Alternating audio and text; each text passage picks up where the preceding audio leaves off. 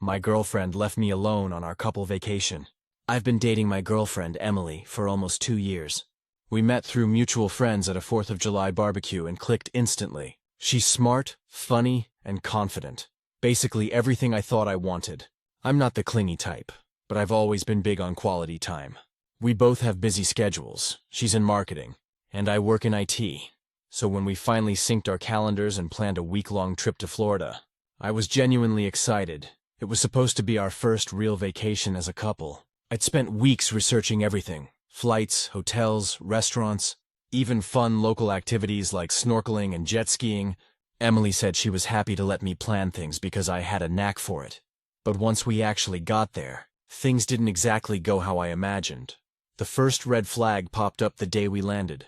We checked into the resort, dropped our bags, and while I was unpacking, she was already on her phone texting. I didn't think much of it until she said, "Oh, my college friend Hannah lives about 30 minutes from here. She wants to meet up for drinks tonight." I told her that sounded fine, assuming I'd be going too, but when she added, "You don't have to come if you're tired from the flight," my stomach dropped. It was our first night of vacation, and she wanted to hang out with someone else. I figured maybe it was a one-time thing, so I shrugged it off and ordered room service while she went out. She didn't come back until after midnight, smelling like tequila and perfume. When I asked if she had fun, she said, "Yeah, it was great catching up," and then passed out. The next day, I suggested we go snorkeling like we'd planned. She said she was too hungover and just wanted to chill by the pool. I went alone. I remember floating in the water, watching all these couples swimming side by side, taking photos, laughing. And it hit me that I was doing everything alone on a trip that was supposed to be ours. That night, she said Hannah's boyfriend and a few of their friends were having a beach bonfire and it would be rude not to show up. I didn't want to argue, so I went along, but when we got there it was awkward. Emily was glued to Hannah, chatting and laughing while I sat on a log, drinking cheap beer with a bunch of strangers. I tried to join in, but it was obvious I was the outsider. At one point, this guy named Tyler, one of Hannah's friends, started talking to Emily. They hit it off immediately, and I could feel the tension rising in me. He was the tall, surfer-type dude with that effortless charm. Emily laughed at everything he said. When he offered her another drink, she said, "Sure, why not?" and didn't even glance at me. I told her I was going to head back to the hotel since I was tired. She barely looked up, just said, "Okay, I'll catch an Uber later." That night, she didn't come back until nearly 3 a.m. I was lying awake in bed, half angry, half sick to my stomach. When she finally came in, she mumbled something about losing track of time. The next morning, I tried to have a calm conversation. I told her I felt like she'd abandoned me during what was supposed to be our time together. She immediately got defensive. "You're overreacting," she said. "Just because I want to see my friends doesn't mean I'm abandoning you." I tried to explain that it wasn't about seeing her friends. It was about her not making any effort to spend time with me. She rolled her eyes and said, "You're being needy. It's not attractive." That comment hurt more than I expected. I didn't say much after that. The next few days, I stopped suggesting activities. She seemed perfectly fine doing her own thing, going out with Hannah, shopping, and hanging out with Tyler's group. I ended up spending most of the vacation alone, walking along the beach, reading, and sitting at restaurants by myself. One night, I saw her tagged in a photo on Instagram. It was from Tyler's account, a group selfie at a rooftop bar. Emily leaning in close to him. The caption read, "Great vibes with great people." She didn't even look guilty when I brought it up. She just said, "It was just a picture. Don't be weird." By the 5th day, I was done pretending. I booked an earlier flight home and told her I'd be leaving in the morning. She acted shocked. "You're seriously leaving? Over this?" she asked. "Yeah," I said quietly. "I came here to spend time with my girlfriend." "I didn't realize I'd be tagging along on your friend reunion," she scoffed and muttered, "Whatever, do what you want." So I did. I left early, caught a morning flight, and went straight back to my apartment. When she got home a few days later, she was cold and distant. Eventually, she texted me that maybe we weren't on the same wavelength anymore. That was her way of ending it. It's been a few months now, and I've had time to process everything. I keep going back to how I felt on that beach, completely invisible, like I didn't matter. I realize that when you're in a relationship, you shouldn't feel like an extra in your own story. I'm not angry anymore, but I do feel disappointed. I went into that trip hoping we'd grow closer. But all it did was show me how far apart we really were. Sometimes, the biggest lesson doesn't come from a fight. It comes from being left alone long enough to see who's willing to stand beside you. Update: it's been about 6 months since that Florida trip. I didn't plan on posting an update, but a lot has happened since then.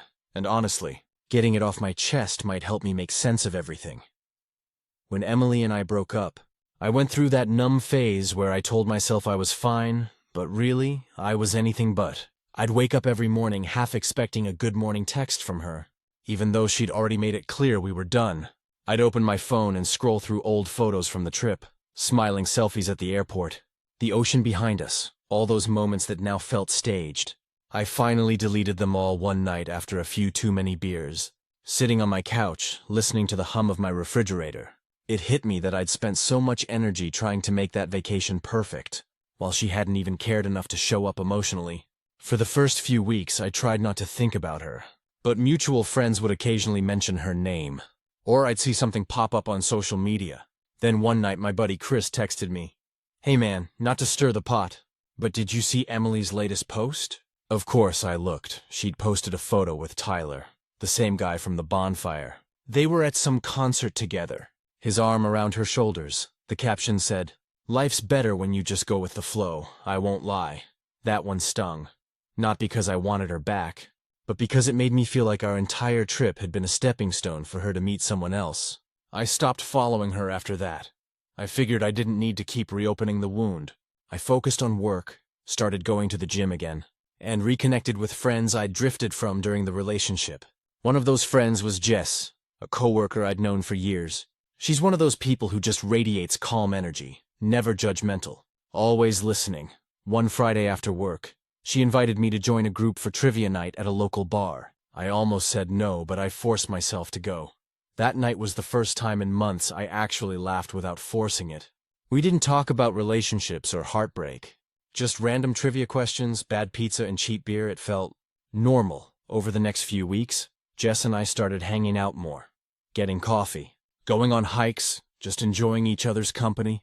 I wasn't trying to replace Emily, and Jess wasn't trying to fix me. But there was something refreshing about spending time with someone who didn't make me feel like I had to earn their attention. One night I told Jess about the Florida trip. I expected her to say something like, "Wow, that's messed up." But instead she said, "Sounds like you were trying to love someone who didn't know how to love you back." That sentence stuck with me. I realized that with Emily, I was always trying to plan the perfect date, trying to say the right thing, trying not to upset her. With Jess, I didn't have to try so hard. Things just flowed. But here's where things got weird. About 2 months ago, Emily reached out of nowhere. She texted me, "Hey, I was thinking about you. I just wanted to see how you've been." I stared at that message for a long time. I didn't know whether to ignore it or reply. Eventually, curiosity won, and I wrote back, "Hey, I've been good. Hope you're doing okay." She replied instantly, "Yeah, things have been complicated. We ended up talking for a while." She said things with Tyler didn't work out. Apparently, he wasn't as free-spirited as she thought. She admitted she felt guilty about how she treated me during the trip. Said she realized she'd taken me for granted. Part of me appreciated the apology, but another part of me couldn't shake the feeling that she only reached out because things fell apart with Tyler. After a few days of small talk, she asked if I wanted to meet up, just to talk. I agreed, more out of closure than anything else. We met at a coffee shop downtown. It was surreal seeing her again after all those months. Same blonde hair, same confident smile. But there was something different in her eyes.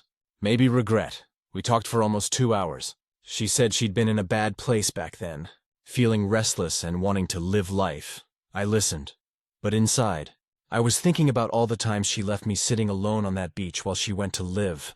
At one point she said, "I really miss what we had." I took a deep breath and told her, "I miss who I thought you were." That was the moment I realized I'd finally moved on. After that, we parted ways, no dramatic scene, no tears.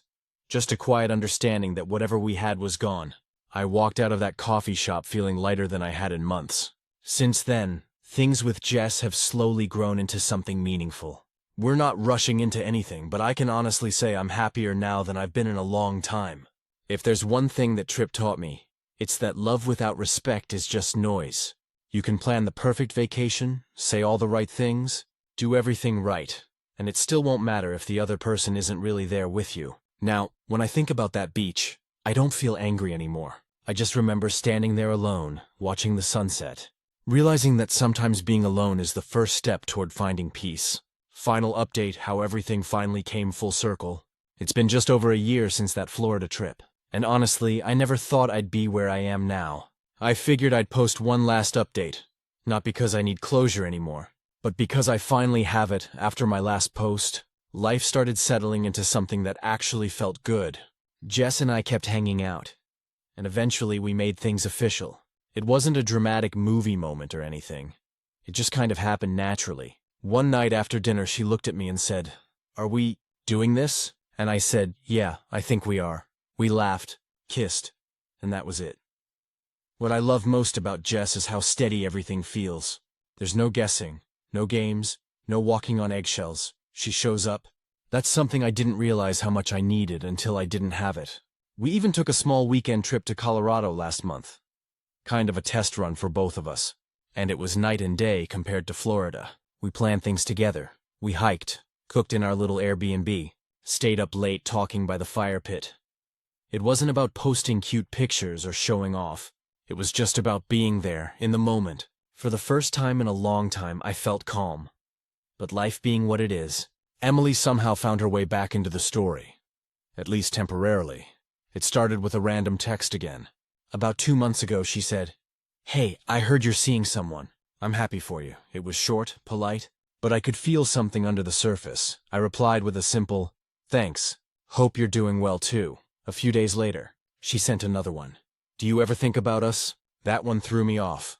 I stared at it for a good 10 minutes before finally replying, "I think about what I learned from us." She didn't reply after that. A week later, a mutual friend told me that Emily had been talking about how she messed up something good and didn't realize what she had until it was gone.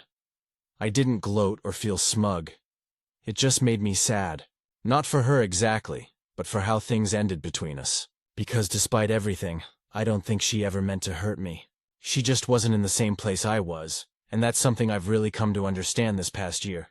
Sometimes people love you the best way they know how, and it still won't be enough. Jess knows everything about my past with Emily. I was upfront about it early on. She didn't judge me or get jealous. She just listened. One night, I told her how that trip made me feel invisible, and she said something I'll never forget. "You're not invisible. You were just looking at the wrong person to see you."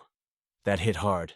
The funny thing is, Emily actually ended up moving to another state for work. She sent one last text before she left. "I'm sorry for everything. I hope you're happy, and I am. I really am. I've stopped trying to romanticize the past or replay the what-ifs. Because the truth is, if that trip hadn't gone so horribly wrong, I might still be in that relationship, still trying to fix something that wasn't meant to be fixed. That trip broke me in a way I didn't expect, but it also stripped away a lot of illusions. It forced me to see what real partnership should look like. Not grand gestures or perfect vacations, just showing up. A few weeks ago, Jess and I went to the beach. Not the same one, but a similar stretch of sand. I remember standing there, watching the waves roll in, and feeling this quiet peace settle over me. Jess came up beside me, wrapped her arm around my waist, and said, "You look lost in thought." I smiled and said, "Just remembering where I was a year ago." She grinned. "You've come a long way." Yeah, I really have. We stayed there until the sun went down, and for once, I wasn't thinking about what went wrong or who to blame. I was just there, in the moment, with someone who wanted to be there too. So if anyone reading this is stuck in that same place I was, wondering why someone didn't choose you, let me say this. Sometimes not being chosen is the best thing that can happen to you, because it clears the path for someone who will, and when that person does show up, you'll understand why it never worked out with anyone else. That's where I'm at now. Grateful for the heartbreak, because it led me exactly where I needed to be. Stories number 2. My whole world tilted when I found out who outed me 11 years ago. I never thought this would be something I'd still be thinking about over a decade later, but here I am, 31 years old, sitting in my car outside a grocery store with my heart pounding like I'm 20 again. I was outed when I was 20.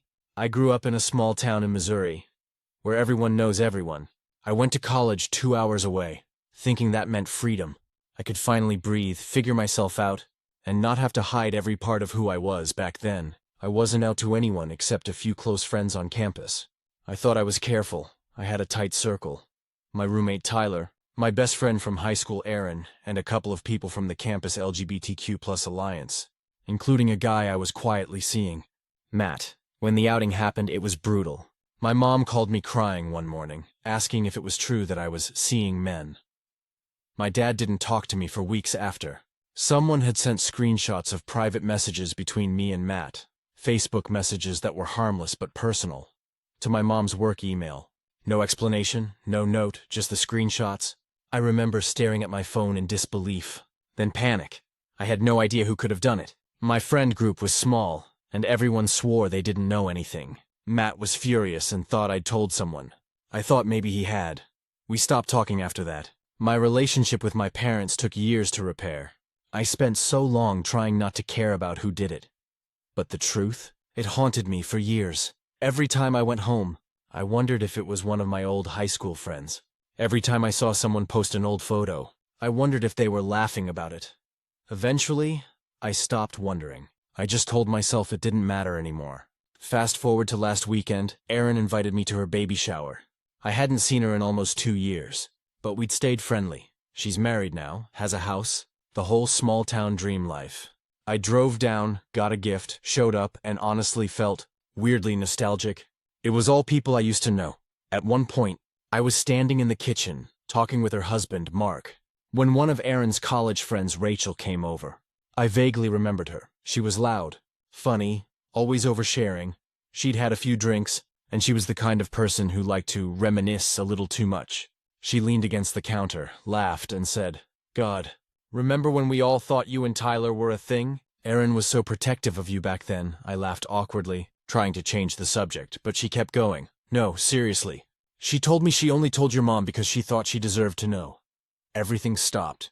I felt like the air left the room. I said, "Wait, what did you just say?" Rachel looked confused, then realized what she'd said.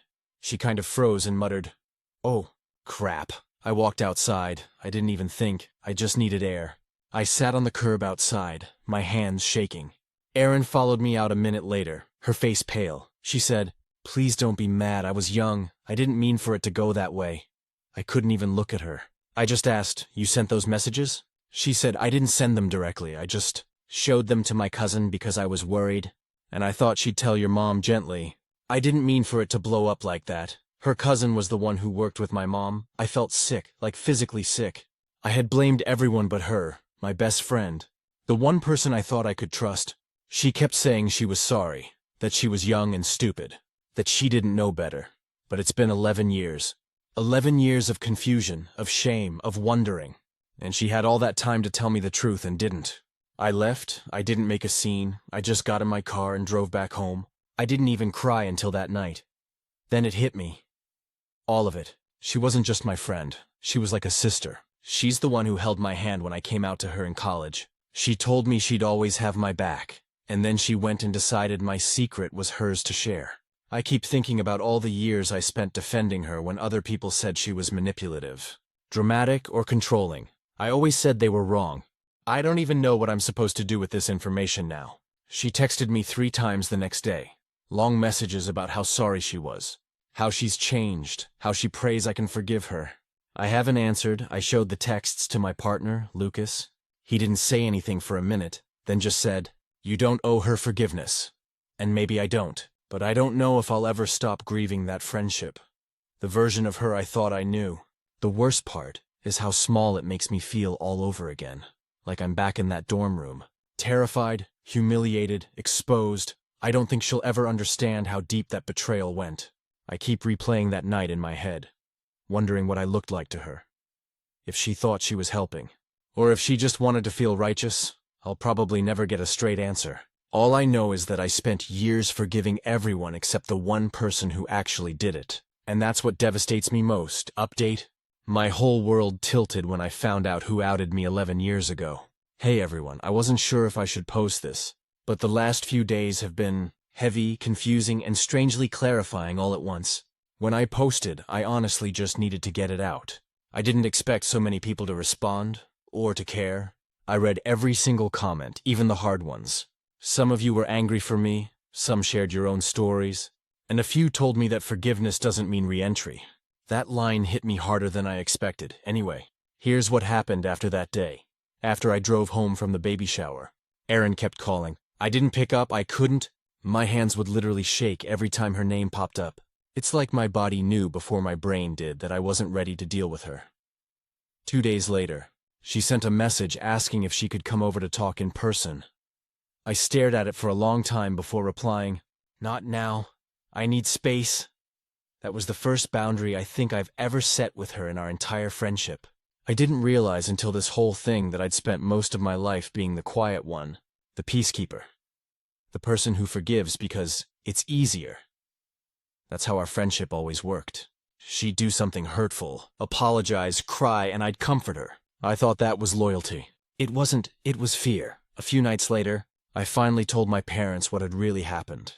My mom went completely silent. My dad asked, "So Erin's the one who told us?" I said yes. They both looked stunned. My mom started crying again, but differently this time. She kept saying, "If I had known she was the one who sent those messages." She said she thought it was some random person trying to cause drama, and that Erin had helped her through it. That hit me so hard. Erin hadn't just outed me. She'd played the role of supportive friend afterward. She helped my mom process it, apparently told her she should keep loving me through it. I felt sick hearing that. She'd inserted herself as the moral middleman between me and my parents after she caused the problem. I didn't sleep much that night. I just sat on the couch and scrolled through old photos. There was one from the week before everything blew up. Me and Erin at a diner, laughing over milkshakes. I kept staring at it, trying to figure out if she already knew what she was about to do. Lucas stayed up with me. At one point, he just said, "You don't need to understand why she did it to move on." And I know he's right. But there's still that part of me that keeps asking why. On Thursday, Erin showed up at my apartment. I didn't answer the door, but she left a letter under it. A real letter. Handwritten in that same loopy handwriting I used to envy in college. It was 5 pages long. She said she'd been carrying the guilt for years, but was too ashamed to tell me. She said at the time, she'd been scared for me. Scared that being outed might ruin my relationship with my parents, but that maybe it was better for them to know early. She admitted showing the messages to her cousin was impulsive, but swore she never imagined it would go beyond that. She also wrote something that honestly broke me. "I thought I was protecting you, but really, I think I just wanted to control how people saw you. And that's not love." I sat there staring at that line for a long time, because that's exactly what it was.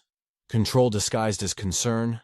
That's been the pattern with her forever. Even when we were teenagers, she'd say things like, "I just don't want you to embarrass yourself," right before telling me how I should dress or who I should talk to. Reading her letter didn't give me closure, but it did give me clarity. I didn't text her back right away. I spent the weekend journaling, walking, trying to make sense of the feelings. One of my friends, Tyler, my old college roommate, called me when he saw the post. We hadn't talked in years. He told me something I didn't know. Back when everything happened, Erin told people he had been the one to tell my mom. That's why he distanced himself. He thought I believed it. So not only did she out me, she also scapegoated him to keep herself out of it. That's when anger finally hit me. Real raw anger. I wasn't sad anymore. I wasn't confused. I was furious. I texted her that night. "I got your letter. I read it. I don't hate you, but I can't have you in my life anymore. You took something from me that I'll never get back. Please don't contact me again." She hasn't replied. The next morning, she unfriended me on everything. Mutual started messaging, asking what happened. But I didn't explain. I just said, "We're not friends anymore. Please respect that." It's been about a week now, and I keep thinking about something my therapist said years ago. Sometimes closure isn't an ending. It's an understanding. I understand now. I understand that forgiveness doesn't always mean reconciliation. That loving someone doesn't mean they're safe for you. That some betrayals can't be repaired with time or tears. I don't think I'll ever fully stop mourning that friendship. Erin was there for so many milestones. My first heartbreak, my first apartment, the day I came out. But now I see those memories through a different lens. She was there, yes, but she was also the reason I had to rebuild everything after. So where does that leave me? Weirdly, lighter. It's painful but freeing. There's no more wondering, no more endless what-ifs. Just truth, ugly, overdue, but finally here. I've decided I'm going to write her back. not to rekindle anything, but to close the loop. Something simple, just, I forgive you, but we can't go back. Because maybe that's the only kind of closure either of us will ever get. And for the first time in 11 years, I think I can live with that. Final update. My whole world tilted when I found out who outed me 11 years ago. Hey again. It's been about 5 months since I posted that last update, and life's been quietly moving forward in ways I didn't expect. If you'd told me back in the spring that I'd be sitting here in October, genuinely okay, I wouldn't have believed you. Back then, I felt like I'd lost something irreplaceable, not just a friend, but a version of myself that believed loyalty meant never walking away. Turns out, sometimes the only way to protect who you are is by letting go of who you were with someone. A few things have changed since then. I moved. Not far, just across town, but far enough that it feels like a new chapter. Lucas and I found this old duplex with creaky floors and too much sunlight, and I love it. We painted the living room this warm sage green, and for the first time in years, I feel at peace in my own space. Erin never reached out again after I sent my last message. I thought she might, maybe around my birthday, but she didn't. I found out through a mutual friend that she and Mark are expecting their second baby. I didn't feel angry when I heard, just detached, like it's happening in another lifetime I don't belong to anymore. The weird part is that even though I don't miss her as a person, I sometimes miss the idea of her. The person I thought she was. That safe feeling of having a friend who knew everything, even if, looking back, she never handled that knowledge gently. There are nights I still catch myself almost texting her about something small, like a song from college or a dumb meme. And then I remember, and I stop. I started therapy again in June. My new therapist, Claire, has this calm energy that makes it impossible to lie to myself. We've talked a lot about identity, not just sexuality, but self-worth, boundaries, how shame burrows deep when you grow up thinking love has to be earned by being small and agreeable. One thing she said that really stuck with me was, you can't rewrite the past, but you can change the story you tell yourself about it. For years, my story was that I was the kid who got outed, who lost everything because of it. Now I'm rewriting it as, I was the kid who survived being outed, and still built a life worth being proud of. It's strange how healing sneaks up on you. Like a few weeks ago, my mom and I were having dinner, and out of nowhere she said, I wish I'd protected you better back then. I just nodded. It wasn't a big conversation, but it was one of those moments that quietly unravels years of tension. My parents and I are in a good place now. Not perfect, but good. And Tyler, remember my old roommate who thought I blamed him? We've actually reconnected. He's married now, living in Denver, and we've been texting pretty often. When I told him about the full story, he just said, I knew she had something to do with it. I'm glad you finally got your truth. That meant more than he'll ever know. Sometimes I think about how much damage one person's choice caused. 11 years of doubt, of broken friendships, of distorted memories. But I also think about how, in some twisted way, that event forced me to grow into someone who doesn't hide anymore. If there's one thing I've learned, it's that closure isn't something someone gives you. It's something you decide for yourself when you finally accept that the apology, or the explanation, won't fix the damage. Last month, I found Erin's letter again while unpacking. For a second, I thought about throwing it away, but I didn't. I folded it back up and tucked it in a box with old photos, under the label college years. Not because I want to remember what she did, but because I want to remember that I survived it, that I kept going. I don't think I'll ever forgive her in the we're friends again sense, but I have forgiven her enough to not let her live rent-free in my head anymore. She's just a chapter. Painful, formative, closed. Lucas said something the other night when we were sitting on the porch. Watching the sun go down, he said, you know, sometimes the people who break us are the ones who teach us how to rebuild. I guess that's what this whole mess has been. A long, painful rebuild. And for the first time in over a decade, I feel steady. I feel like myself. Not the scared version from college, not the angry one from a few months ago. Just me, whole, scarred, but still standing. If anyone reading this is dealing with betrayal, especially the kind that shakes your sense of who you are, please know that healing doesn't happen in one big cinematic moment. It's small, it's quiet, it's deciding to go for a walk instead of replaying old conversations. It's answering the phone when your mom calls instead of letting it ring. It's forgiving yourself for not seeing red flags sooner. I'm not defined by what Erin did anymore. I'm defined by the fact that I chose to live Love and keep trusting anyway. Stories number 3.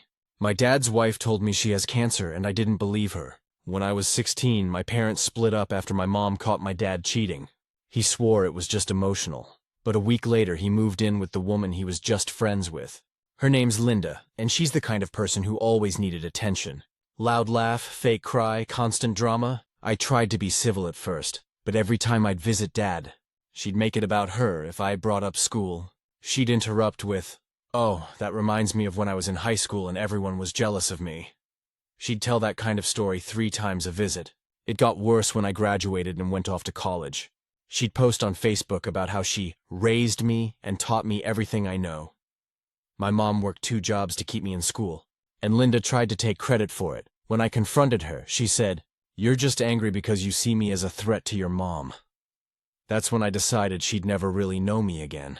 For a while, I didn't talk to my dad much either. He'd call sometimes, but every call turned into, "You should give Linda a chance. She really cares about you." I'd bite my tongue and tell him I was busy. It wasn't worth the argument. Last Thanksgiving, I went home for the first time in years. I stayed with my mom, but Dad asked me to come by for dinner the next day. I almost said no, but he sounded so hopeful. When I showed up, Linda acted like we were best friends, hugged me, asked about my classes, and told me she always knew I'd be special.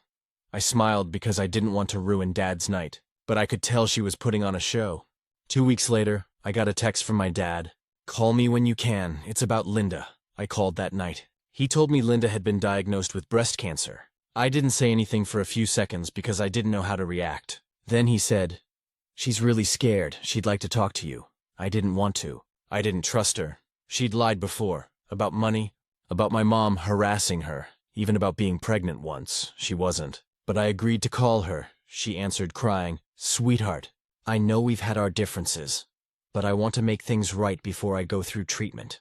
I don't know how much time I'll have." Her voice cracked. But something about it didn't sound real. She told me she'd been diagnosed after a lot of tests. But when I asked what stage it was, she said, "Oh, I'm not sure.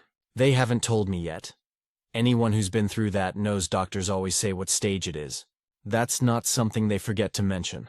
I tried to stay polite.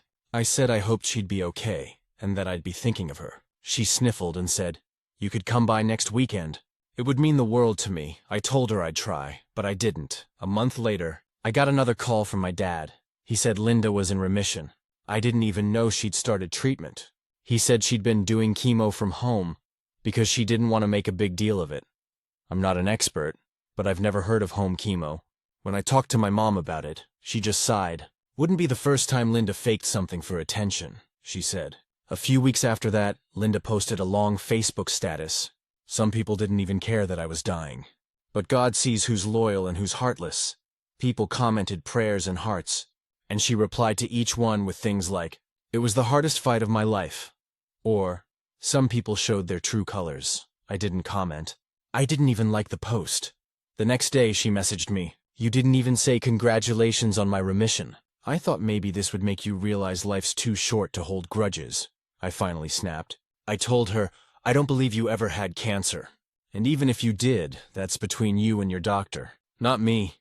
She sent back a long paragraph about how I was cold and heartless and just like my mother. I didn't reply.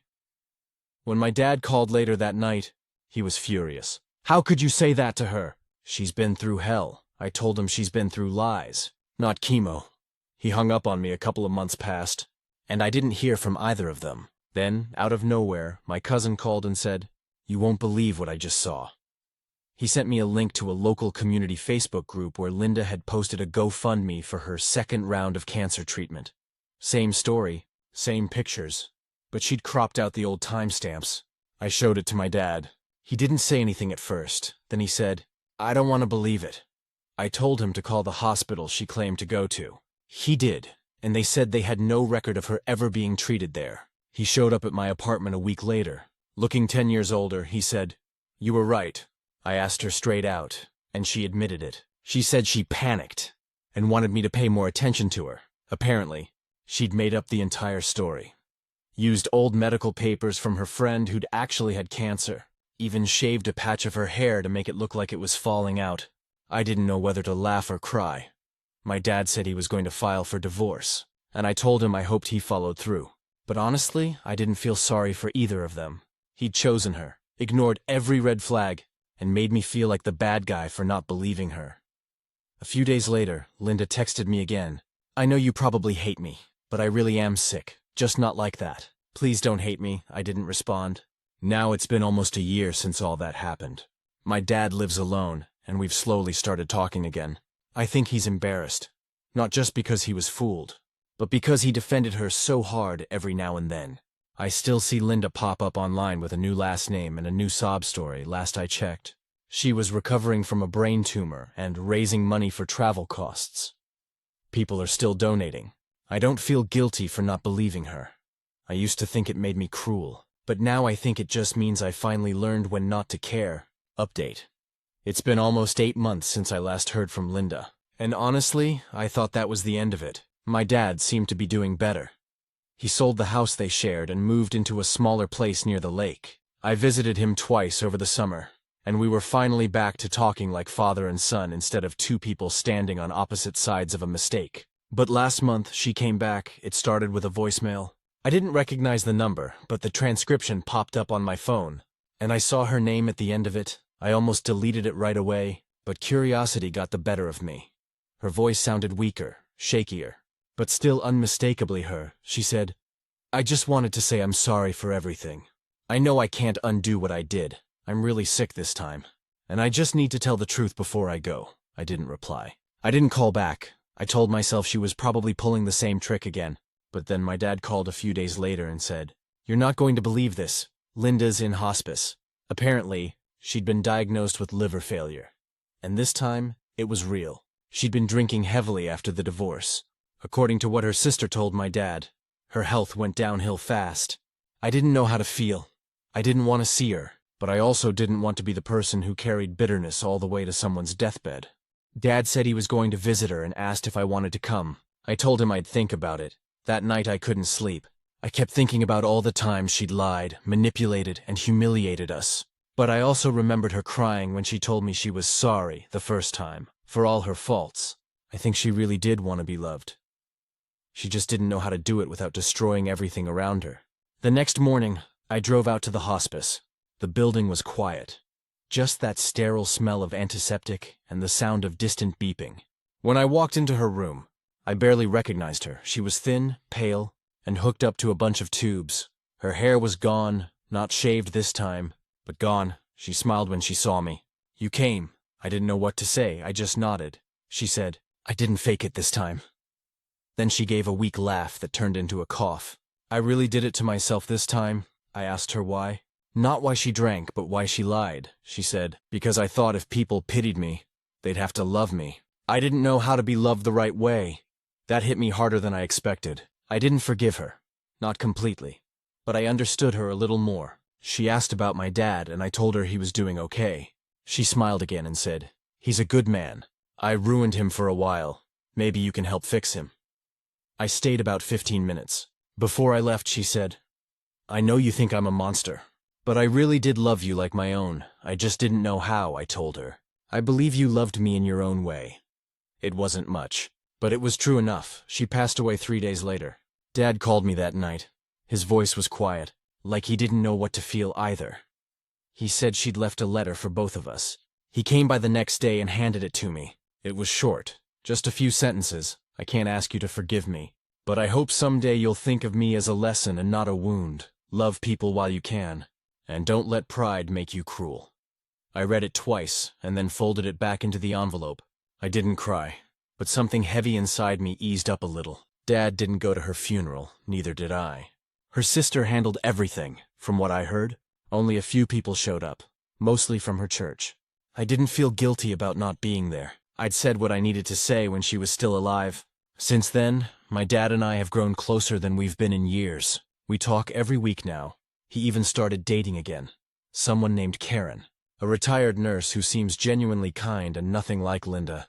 I can tell he's scared of repeating the same mistake, but I keep telling him he deserves happiness. As for me, I've learned that forgiveness isn't really about letting someone off the hook. It's about not carrying their poison with you forever. Sometimes I still think about Linda, not as the liar who faked cancer, but as a broken person who didn't know how to be honest. I don't excuse what she did, but I also don't hate her anymore.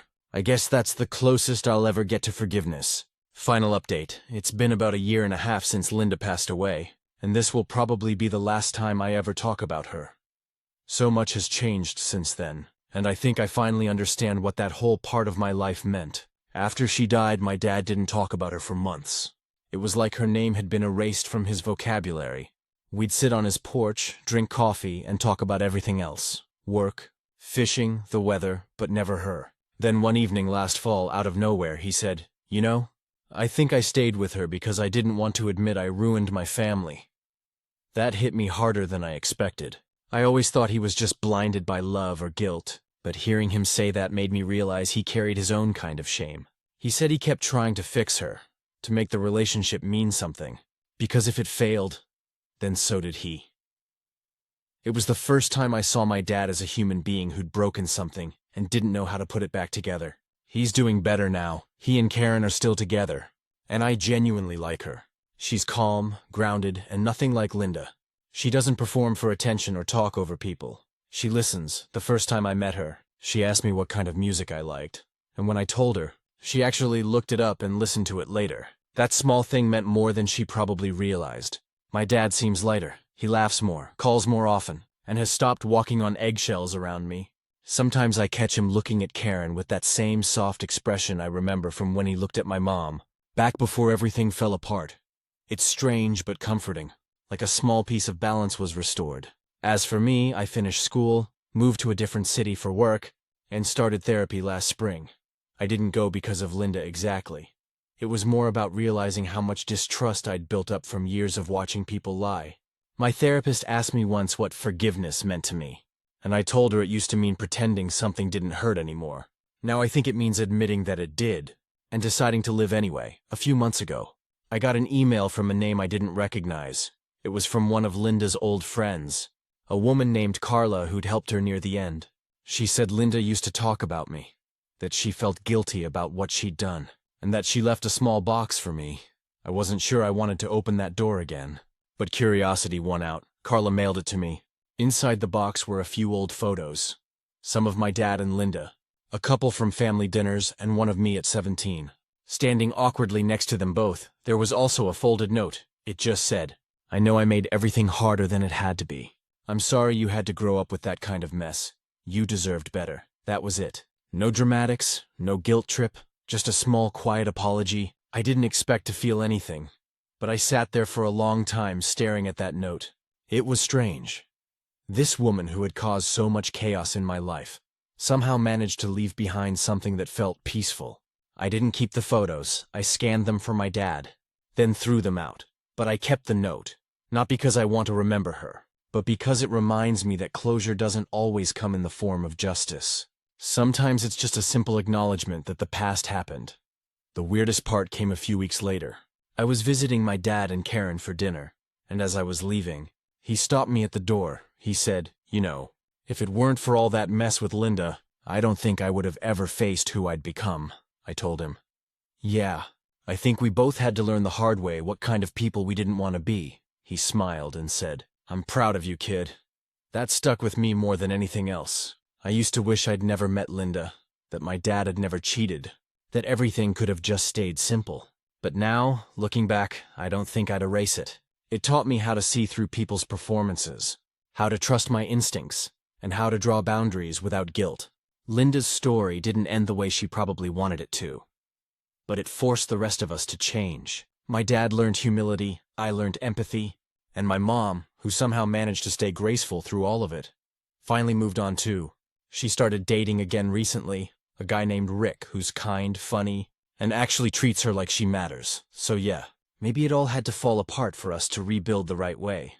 Sometimes I still dream about those chaotic years, coming home from college, watching my dad pretend everything was normal, hearing Linda's fake sobs from the other room. I wake up tense, but then I remember that none of it exists anymore. It's all just echoes. The last time I visited her grave, just once, a few months back, it was quiet. No flowers, no sign anyone had been there.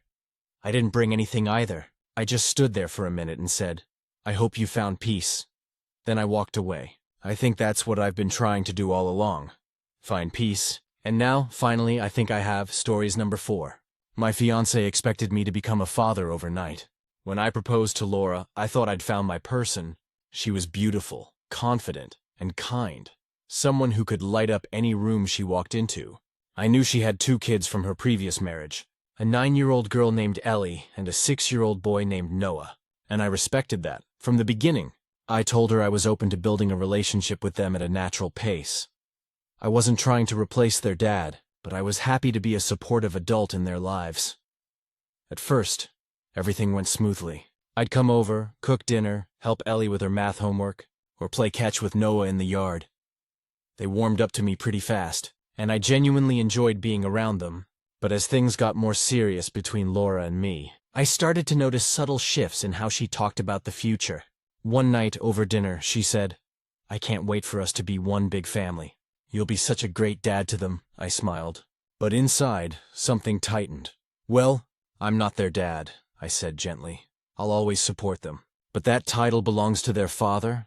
She laughed it off, but I could tell she didn't like my answer. A few weeks later, she started introducing me to people as the kid's dad-to-be. I'd awkwardly correct her every time, but she'd brush it off.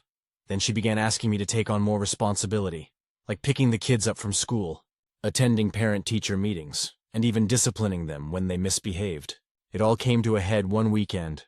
Laura had to work late, so I was home with Ellie and Noah. They were arguing over the TV remote, and Ellie ended up pushing her brother. I told her to apologize, but she crossed her arms and said, "You're not my dad.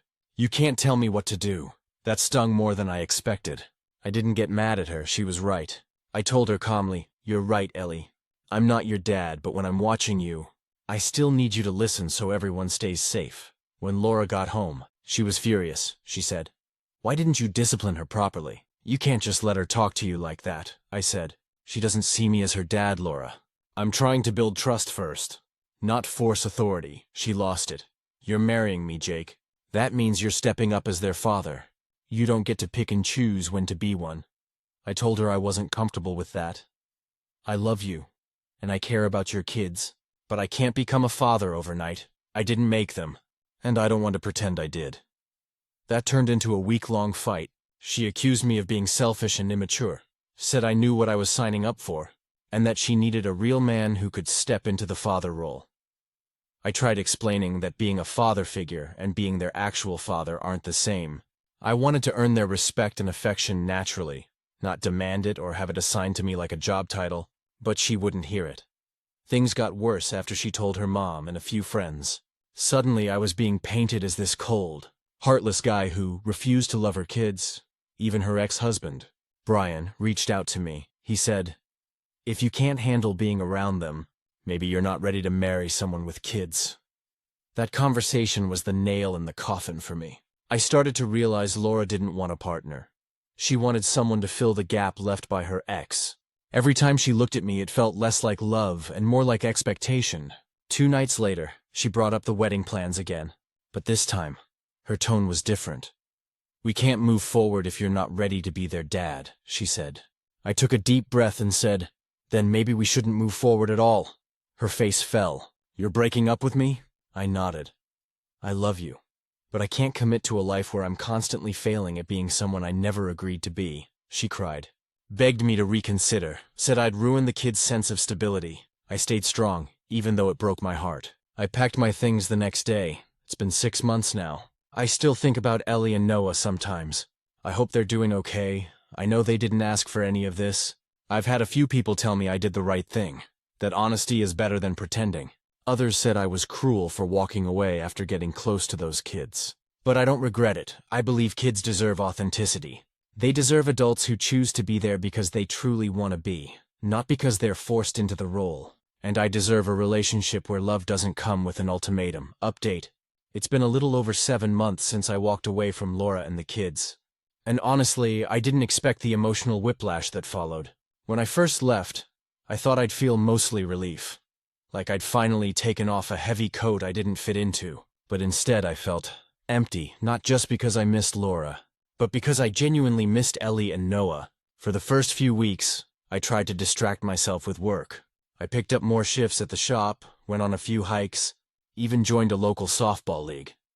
But every time I saw a kid run to their parent after a game or heard a little girl giggle, I thought of Ellie's crooked smile, or the way Noah used to light up when I'd pitch the ball just right. Then, about 2 months after the breakup, I ran into Laura at a grocery store. I almost didn't recognize her at first. She looked tired, her hair pulled into a messy bun, dark circles under her eyes. She froze when she saw me near the produce aisle. "Hey," I said quietly. She gave me a tight smile. "Hey, Jake." There was an awkward silence before I asked how the kids were doing. "They're fine," she said, her tone clipped. "They ask about you sometimes." That one stung more than I wanted to admit. "I think about them too," I said honestly. She sighed, looked around like she didn't want anyone overhearing. "You hurt them, Jake. You can say you didn't mean to, but you did. They got attached." I nodded slowly. "I know. I never wanted that to happen." Laura's eyes softened a little. "They thought you were staying. You were there for birthdays, school events. You were part of the family. Then one day, you were just gone. I wanted to explain everything again. That I didn't leave because of them. That I left because of the pressure she put on me. But I realized it wouldn't make a difference. In her mind, I was the guy who bailed, so I just said, "I'm sorry, Laura. Truly." She gave me a long look before whispering, "I hope you find what you're looking for." Then she grabbed her cart and walked away. That conversation lingered with me for days. I couldn't stop thinking about it. Or about the possibility that maybe I'd handled things wrong. Maybe I could have stayed, tried harder to compromise, but then, a week later, something unexpected happened. I got an email from Brian, her ex-husband. It was short and to the point. "Hey Jake, this is Brian. I don't know if this is appropriate, but I wanted to say thank you. I heard what happened, and I know it couldn't have been easy. I didn't always agree with how Laura handled things, but I appreciate that you were good to my kids while you were around. They still talk about you. I just wanted you to know they're okay." That message hit me like a ton of bricks. I must have read it 20 times. It gave me closure I didn't realize I needed. I replied, "Thanks, Brian. I cared about them. I still do. I just couldn't be what Laura wanted me to be." He responded almost immediately, "Yeah, I get that. Laura tends to rush things when she wants to fill a gap. No hard feelings, man. You did more for my kids in a year than some people do in a lifetime." I didn't expect that kind of understanding from her ex, but it was the first time since the breakup that I felt genuine peace. A few months later, I met someone new. Rachel. She's 32, no kids, works as a travel nurse. We met through a mutual friend, and what struck me most about her was how patient she is. On our third date, I told her everything, about Laura, about the kids, about how I felt like a failure for not being able to step up. Rachel didn't flinch. She said, "It's not failure to know your limits. It's maturity." That stuck with me. As our relationship grew, I started realizing how different things felt this time. There were no ultimatums, no unspoken expectations, just two adults figuring things out at their own pace. Then, last month, I bumped into Ellie and Noah again by accident. It was at a local fair. I was with Rachel, and they were with their dad. I froze when I saw them. Ellie spotted me first, tugged on Brian's sleeve and ran up. "Jake!" she shouted. I smiled, kneeling a bit so I wasn't towering over her. "Hey, kiddo, look at you. You've gotten so tall." Noah was a little shy at first, but when I said, "Look, still playing baseball?" he grinned and nodded. Brian walked over, shook my hand, and said, "They've missed you." I looked at him, then back at the kids. "I've missed them too." I didn't stay long, just a few minutes of catching up. When we parted, Ellie hugged me so hard I almost lost my breath. As I watched them walk away, Rachel slipped her hand into mine and said softly, "You made an impact, you know. Even if it didn't last forever." That night, I thought about everything. How I'd gone from a man terrified of being a replacement dad to someone who finally understood that love doesn't have to fit into a label. I didn't need to be their father to care about them. I just needed to be honest, kind, and present when I could. Looking back now, I realize leaving Laura wasn't about running away from responsibility. It was about choosing authenticity over pretense. I wasn't ready to be a father then. Maybe one day I will be, but on my own terms, and maybe that's what growing up really is. Understanding that love isn't about stepping into someone else's role. It's about showing up as yourself, even when that means walking away. Final update. It's been just over 2 years since everything happened, and sometimes I still find myself thinking back to that old version of my life. The one where I thought I'd end up being part of a ready-made family. It's strange how much a single decision can shape the next few years of your life. After that brief encounter at the fair, things between me and Rachel grew stronger. We moved in together about a year ago. Living with her has been nothing like it was with Laura. Not because one woman is better than the other, but because with Rachel, I finally feel like I can breathe. There are no invisible expectations hanging in the air. No pressure to fit into someone else's story.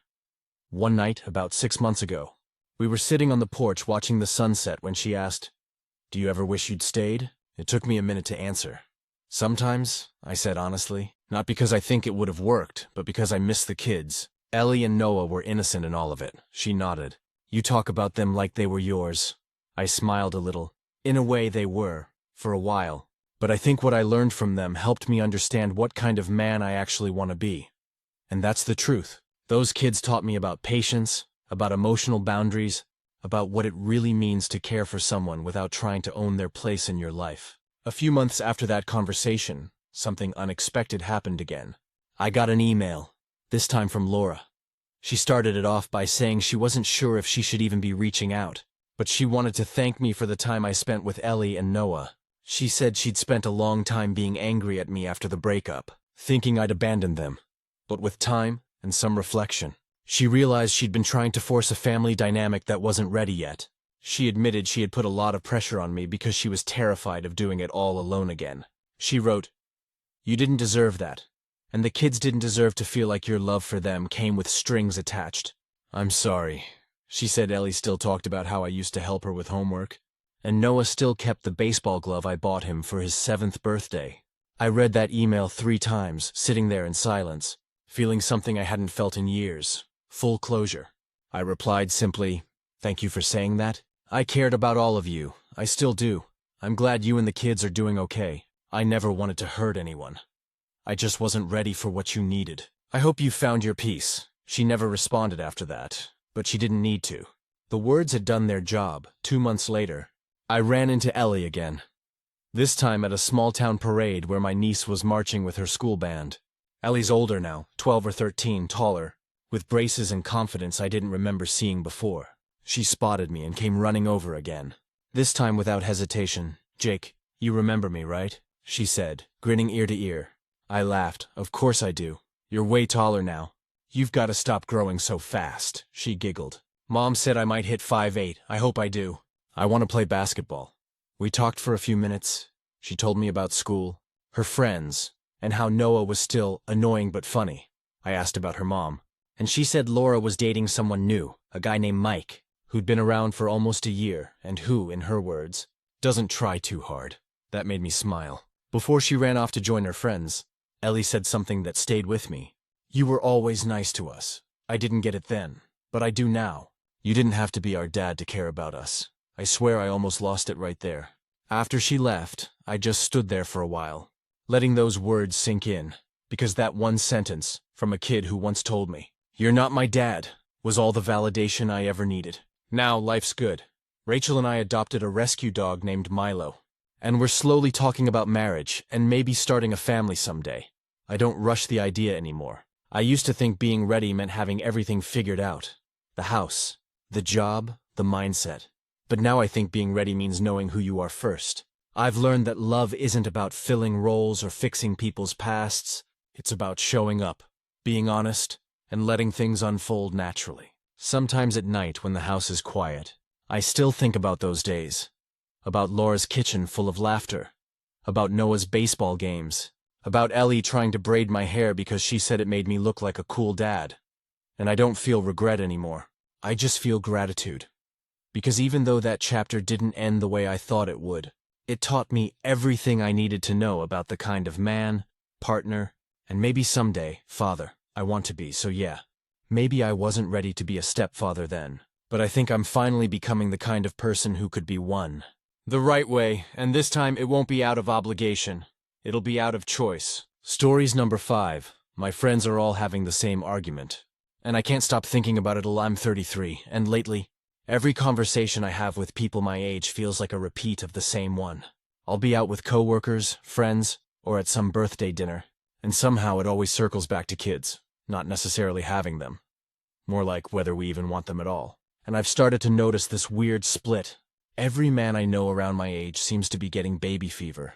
And every woman I know seems to be trying to convince herself it's okay not to. I didn't always notice it, but it's been creeping up more and more over the past year.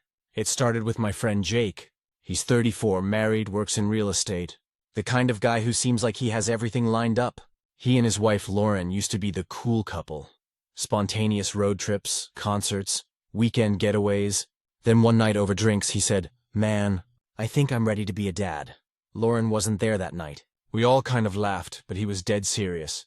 He said he feels like something's missing. Like he wants to build something that lasts. He talked about coaching Little League and packing school lunches like it was a fantasy. Then a week later, I ran into Lauren at a coffee shop. She looked tired.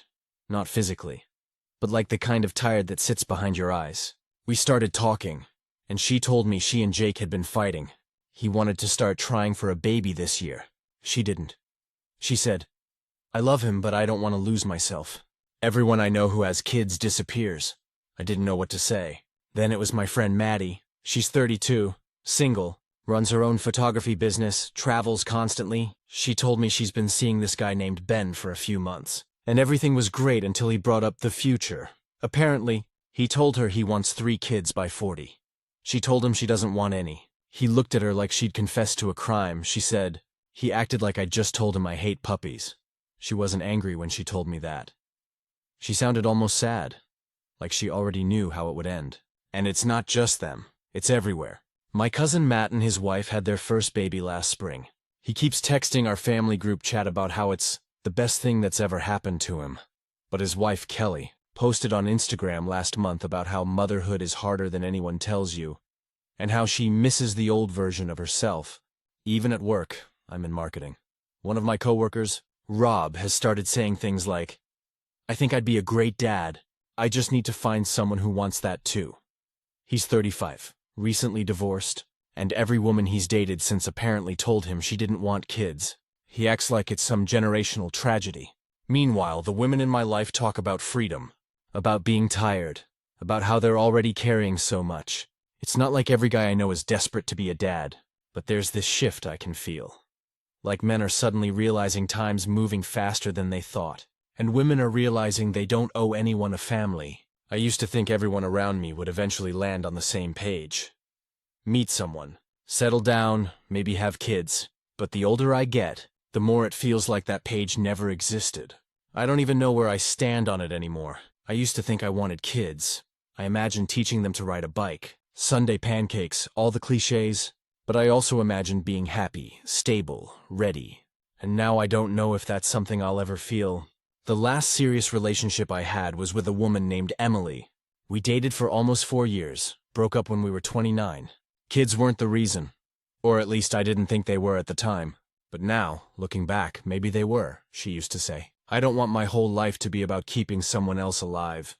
I'd laugh it off, thinking she'd change her mind someday. She didn't. I think she meant it in a way I couldn't understand then. Not out of selfishness, but out of self-awareness. She reached out last month. Out of the blue, we got coffee. She's in a new relationship now, living in Seattle. And she told me she's happier than she's ever been. Then she said, "He doesn't want kids either." It's such a relief. It hit me harder than I expected. Not jealousy, exactly. Just this quiet realization that she'd found someone who matched her version of enough. That same night, I went out with my friend group, a mix of guys and girls from college. We were at this bar downtown, and somehow the topic came up again. My buddy Chris said, "I feel like I'm running out of time to have kids." And my friend Amanda said, "I feel like I'm running out of time to not have them." Everyone laughed. But it was one of those laughs that doesn't sound funny. I keep thinking about that line, because I get it. Men my age are starting to crave legacy, stability, something tangible. Women my age are craving peace, autonomy, and a life that still belongs to them. And I think both sides are terrified. It's strange to live in this in-between space, where no one's sure what adulthood is supposed to look like anymore. My parents had 2 kids by the time they were 30. They didn't talk about finding themselves, they just did it. I don't know if that's because they wanted to or because they didn't think they had another option. Maybe that's what's changed. We have options now. But with that comes the constant questioning. Am I doing it right? Am I missing something? Last weekend, I went to Jake and Lauren's house for a cookout. Things seemed tense. She was quiet most of the night. At one point, she went inside to check on the food, and Jake turned to me and said, "I just don't get it. Man, she says she loves me, but she doesn't want to build a family with me. What's the point then?" I didn't have an answer. Later, Lauren came back out, smiled like nothing happened, and offered everyone dessert. But her eyes looked far away. When I drove home that night, I couldn't stop thinking about how both of them looked so lonely sitting next to each other. I think maybe that's what happens when two people love each other but want different futures. It's not about right or wrong. It's about incompatible dreams. And maybe that's what's happening everywhere. Every man my age I know wants babies. Every woman my age I know doesn't. And somewhere in between those two truths is this quiet sadness. That we might all be looking for something the other side doesn't want anymore. I don't know if that means something's broken or if it's just evolution, emotional, cultural, whatever. But I do know this. Nobody's really at peace about it. Not the ones who have kids. Not the ones who don't. Not the ones still deciding. Sometimes I wonder if we're all just trying to find a version of our lives that makes us feel whole. For some people, that's a family. For others, it's freedom. And maybe the real tragedy isn't that we want different things. It's that we can't stop trying to convince each other that one of them is wrong. Update. My friends are all having the same argument, and I can't stop thinking about it. It's been about 7 months since I wrote that post. I didn't expect so many people to relate to it, or to message me about their own versions of the same story. I think I read over 1,000 comments that week. It was comforting, honestly, realizing I wasn't just imagining this divide between men and women my age, but living through it has been complicated. After I wrote that, life didn't stop moving. Jake and Lauren, the couple I mentioned who couldn't agree about having kids, ended up separating in August. Nobody's calling it a divorce yet, but that's where it's heading. I found out when Jake texted me one night, asking if I wanted to grab a beer. He looked wrecked, not messy, not wild, just hollow, he said. She moved out last week. Took her stuff while I was at work. He told me she said she needed space to find herself again. He said, "I thought we'd find ourselves together." It's the kind of heartbreak you can't fix with words. He's been staying with his brother, trying to sell the house. He still says he wants kids someday. But now he talks about it differently, less like a dream, more like a regret he's afraid will come true. Lauren reached out to me separately a few weeks after that. She sent a message that just said, "I hope he's okay." I couldn't keep pretending. I didn't reply at first. But eventually I did. I told her I thought she did what she had to do. She said she still loves him, just not the version of herself she became when she was with him. I don't think she meant it cruelly, she just sounded done. It's strange watching people you care about split in real time, not because of some big betrayal, but because they just want different things. There's no villain in it, just sadness. Meanwhile, Maddie, my photographer friend who didn't want kids, is engaged now to someone completely new. His name's Derek. And when she introduced us, the first thing she said was, "He doesn't want kids either," she laughed after. But I could tell that detail meant something big to her. She looks happy in a way I don't think I've seen her look before, free. Like she's finally allowed to live the version of her life she actually wants. It made me realize how rare that is. To find someone who doesn't see your choices as a debate topic. My cousin Matt and his wife Kelly are another story. They had their second baby a few months ago. He's ecstatic, as always. She isn't. I visited them last month, and Kelly looked exhausted. She whispered to me in the kitchen, "I love my kids, but I miss feeling like a person." It broke my heart later. Matt posted a photo of their family with the caption, "Wouldn't trade this for the world." I looked at the picture and thought, maybe both things are true. Maybe she loves her family and still mourns the life she lost. Maybe he's happy and still terrified he's not enough for her. I think that's what adulthood really is. Realizing every choice has grief attached to it. As for me, things have shifted more quietly. A few months ago, I met someone. Her name's Rachel. She's 31, teaches art at a local elementary school, and she's one of those people who makes everything feel calmer just by being in the room. On our third date, over dinner, the topic came up. Kids. I froze for a second, half expecting it to become another tense debate. But she just said, "I'm not sure yet. I used to think no. But lately I'm not so sure." It was such a simple, honest answer. No fear, no justification, just uncertainty. I told her I didn't know either.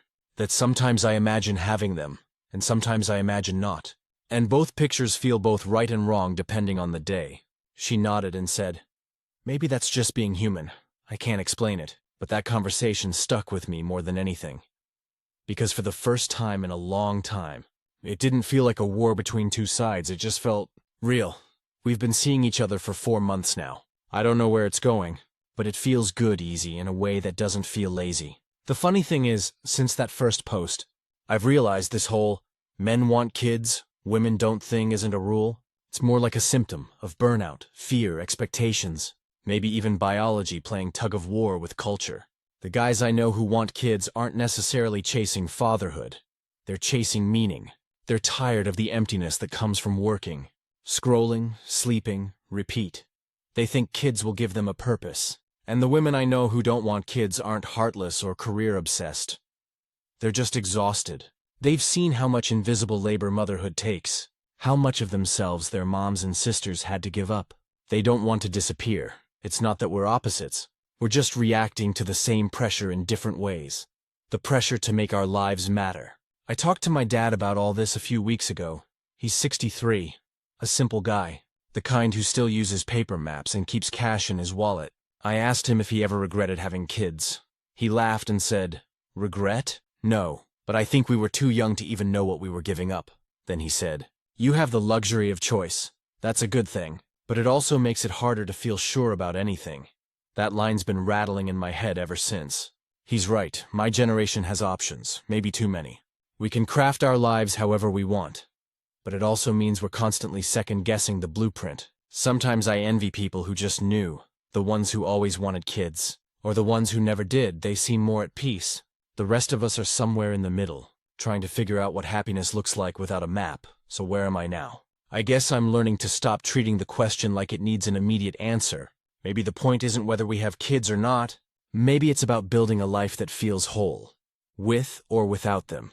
For the first time in years, I'm okay not knowing, and honestly, that might be the closest thing to peace I've ever felt. Final update, my friends are all having the same argument, and I can't stop thinking about it. It's been almost a year since I first wrote about all this, and I think this will probably be my last post about it. I'm in such a different place now. Not because everything magically made sense, but because I finally stopped needing it to. When I wrote that first post, I was standing in the middle of this weird generational divide, watching men my age ache for kids while the women around me were quietly deciding they didn't want them. I was confused, maybe even scared, because I couldn't figure out what that said about me or about us. A year later, I'm still confused sometimes, but it doesn't hurt the same way anymore. Rachel and I are still together. It'll be a year in December. We moved in together last month. Nothing huge, just a 2-bedroom place near downtown with old wood floors and too few outlets. But it feels right. Peaceful. We take walks every evening, make dinner together, and argue about small stuff like dishes and thermostat settings. All the normal, boring couple things I used to think I'd never want. The baby question came up again recently, in the quiet way it always does. We were sitting on the porch after dinner, just talking about the future. Not plans, exactly.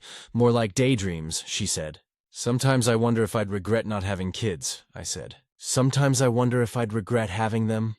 We both laughed. But it wasn't a joke. It was this small, vulnerable moment of honesty. She told me she'd been thinking about her students, how much she loves working with kids, how they're hilarious and frustrating and endlessly surprising. Then she said, "I love them. But when the day ends, I get to go home. And that part feels important." That's when I realized something about myself, too. I think what I want isn't necessarily a child. I think what I want is continuity. Something that stretches beyond me. For some people, that's kids. For others, it's art, community, love. For me, maybe it's a mix of all of it. I've watched my friends' lives unfold over the past year like little case studies of this whole question. Jake finalized his divorce in March. He's dating again. A woman named Elise who's 30. A nurse and wants a family someday. He looks lighter. Not fixed, but lighter. When we got drinks a few weeks ago, he said, "I think I pushed too hard with Lauren because I thought kids would fix everything." Then he said, "Turns out, the thing I really needed was to feel seen." I think about that a lot. How sometimes we chase milestones thinking they'll heal us, when really we just need connection. Lauren, from what I hear, is doing great. She started hiking, traveling, and she posts these pictures that look like freedom itself. No bitterness, just distance. She doesn't talk about Jake online, and he doesn't talk about her. I think that's the best kind of peace you can get after something like that. Maddie got married in May. It was this beautiful backyard wedding with fairy lights and a live band.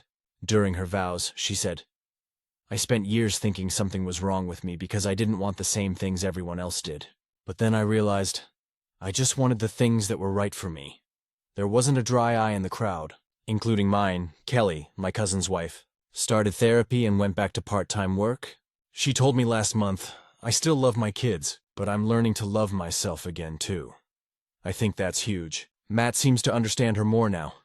Maybe because he's finally seeing her, not just the role she plays. I've had a front row seat to all these stories, and somewhere in between them, I've been figuring out my own. Rachel and I went to visit my parents in August. My mom, who's been subtly hinting at grandkids for years, finally asked point blank, "Do you two plan on having kids someday?"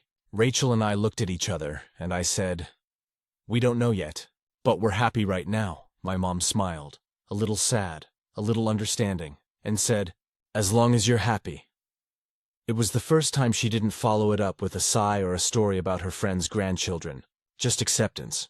That felt like growth for all of us. I think about how much pressure there is on our generation to define happiness, to make the right choice about everything. Our parents' generation didn't have time to wonder if they wanted kids. They just did it. Now we overthink it to death because we're aware of all the trade-offs. We know how much it costs, emotionally, financially, mentally. We're not cold or selfish, we're just aware. Sometimes I wonder if that awareness is both a blessing and a curse. We're more thoughtful, but also more paralyzed. Still, I've learned that not knowing isn't failure. It's just part of being alive. I don't know if Rachel and I will ever have kids. Maybe someday we'll wake up and want it, maybe we won't. But I do know that whatever life we build, with or without them, will be intentional. And that feels like the right kind of certainty. If I could go back to that first version of me, the one sitting in a bar thinking about how men and women my age wanted opposite things, I'd tell him this. It's not that we want opposite things. It's that we're finally honest about what we want. And that honesty doesn't always line up neatly. We're all just trying to make peace with the space between who we are and who we thought we'd be. Last week, Rachel and I went to visit her sister, who just had a baby. We took turns holding him. This tiny, squirmy little person who smelled like milk and sleep. Rachel smiled the whole time. But when we got home, she said, "I love him, but I don't feel that ache people talk about," I said. "Me neither." Then she leaned on my shoulder and said, "That's okay, right?" And I said, "Yeah, it's okay." We sat there in silence for a while, and I realized I didn't feel incomplete, not even a little. I think that's the answer I'd been looking for all along. Stories number 6. My niece's temporary stay turned into 4 years, and now she won't leave. When my older sister Angela called me 4 years ago asking for help, I didn't even hesitate. Her daughter, my niece Emma, had just gone through a breakup and needed somewhere to stay for a few months. I live in Chicago, and I own a small 2-bedroom apartment that I rent out as a second source of income. The tenants had just moved out, so I told Angela that Emma could stay there rent-free until she got back on her feet. I figured it'd be maybe 3 or 4 months tops. Back then, I was working long hours as an accountant and wasn't planning to move into the unit myself anytime soon. It felt like the right thing to do. Emma was 24 at the time, young, emotional, and broke. She'd been living with her boyfriend for almost 3 years before he dumped her out of nowhere.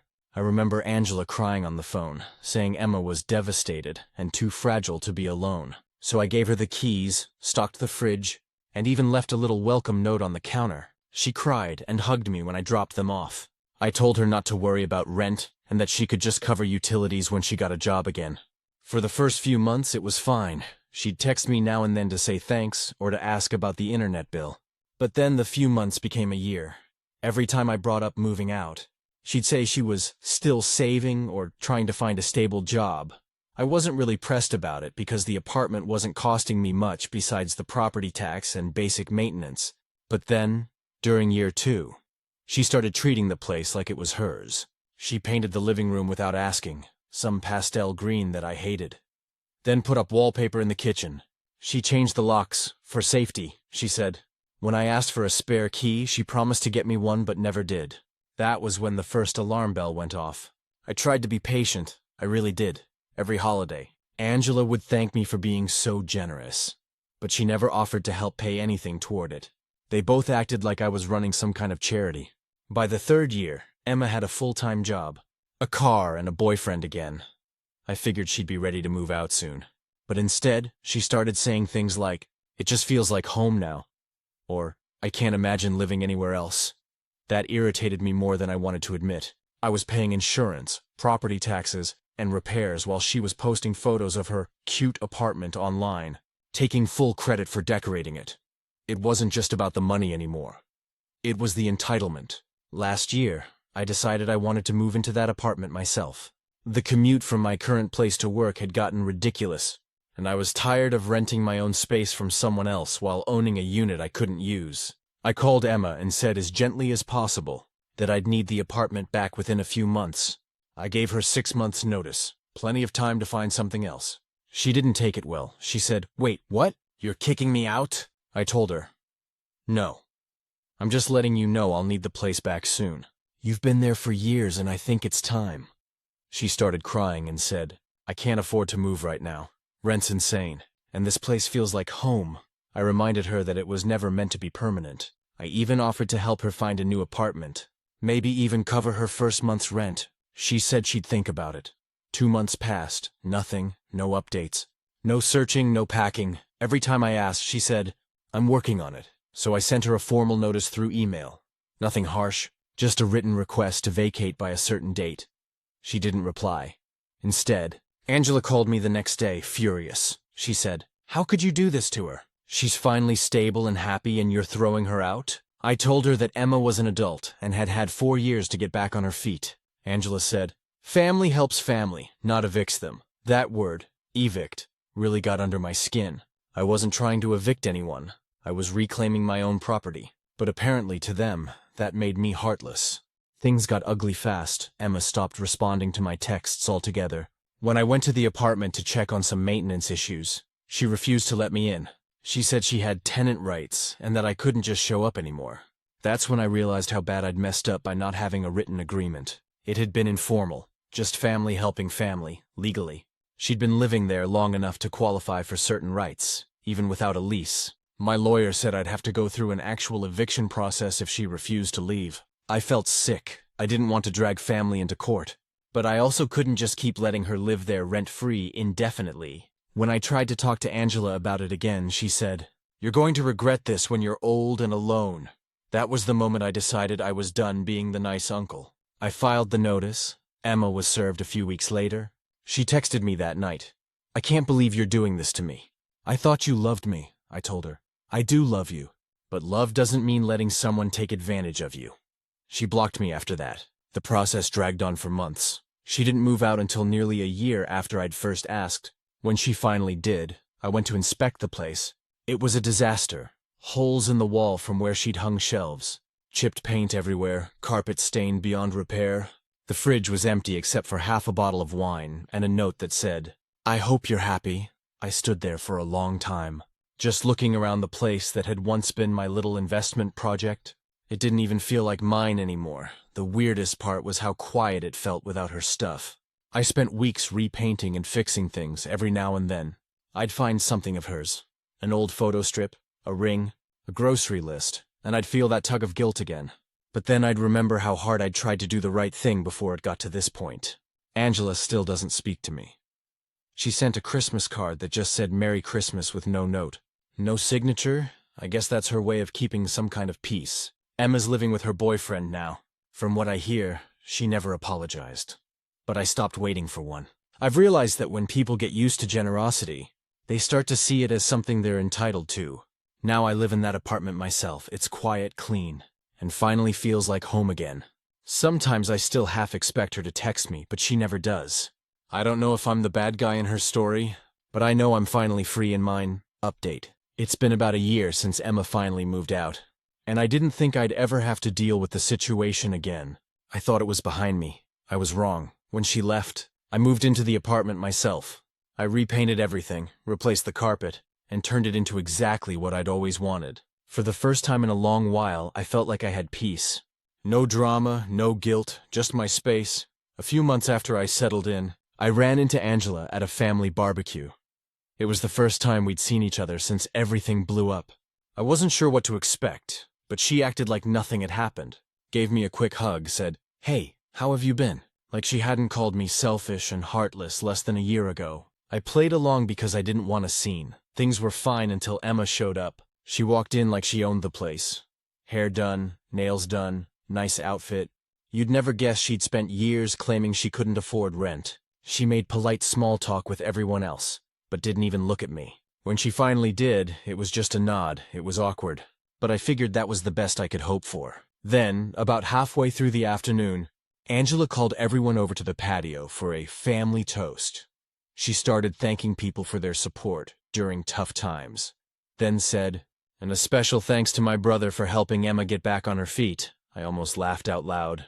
Helping her? I'd nearly gone broke trying to fix what she left behind, but I let it go. Then Emma chimed in, loud enough for everyone to hear, "Yeah, Uncle Mark's the best. Even if he did evict me." People laughed awkwardly, but I could tell from her tone she meant it as a dig. My cousin asked, "Wait, you really evicted her?" And I just said, "I asked for my own apartment back after 4 years. Emma rolled her eyes and said, "It wasn't 4 years, it was 3 and some change." Angela jumped in, "Let's not argue." But it was too late. The room had gone quiet. I didn't respond. I just walked away and spent the rest of the afternoon avoiding them. On the drive home, I told myself I was done trying to fix things with them. Some people only see you as good as the last thing you did for them. And once the favors stop, so does their kindness. For a while, I stuck to that. Then this spring, something unexpected happened. I got a call from Emma. I almost didn't answer, but curiosity got the better of me. She said, "Hey, I know this is weird, but I was wondering if I could talk to you about something." I said, "Depends what it is." She told me she'd broken up with her boyfriend and was struggling to find a new place. Before I could even respond, she said, "Don't worry. I'm not asking to move back in. I just wanted to apologize. That caught me off guard," she said. "I was mad for a long time because I felt like you betrayed me. But I realize now that I was the one who took advantage. I just didn't want to admit it." I didn't know what to say at first. Part of me wanted to believe her, but another part of me remembered how manipulative she could be when she wanted something. Still, she didn't ask for anything.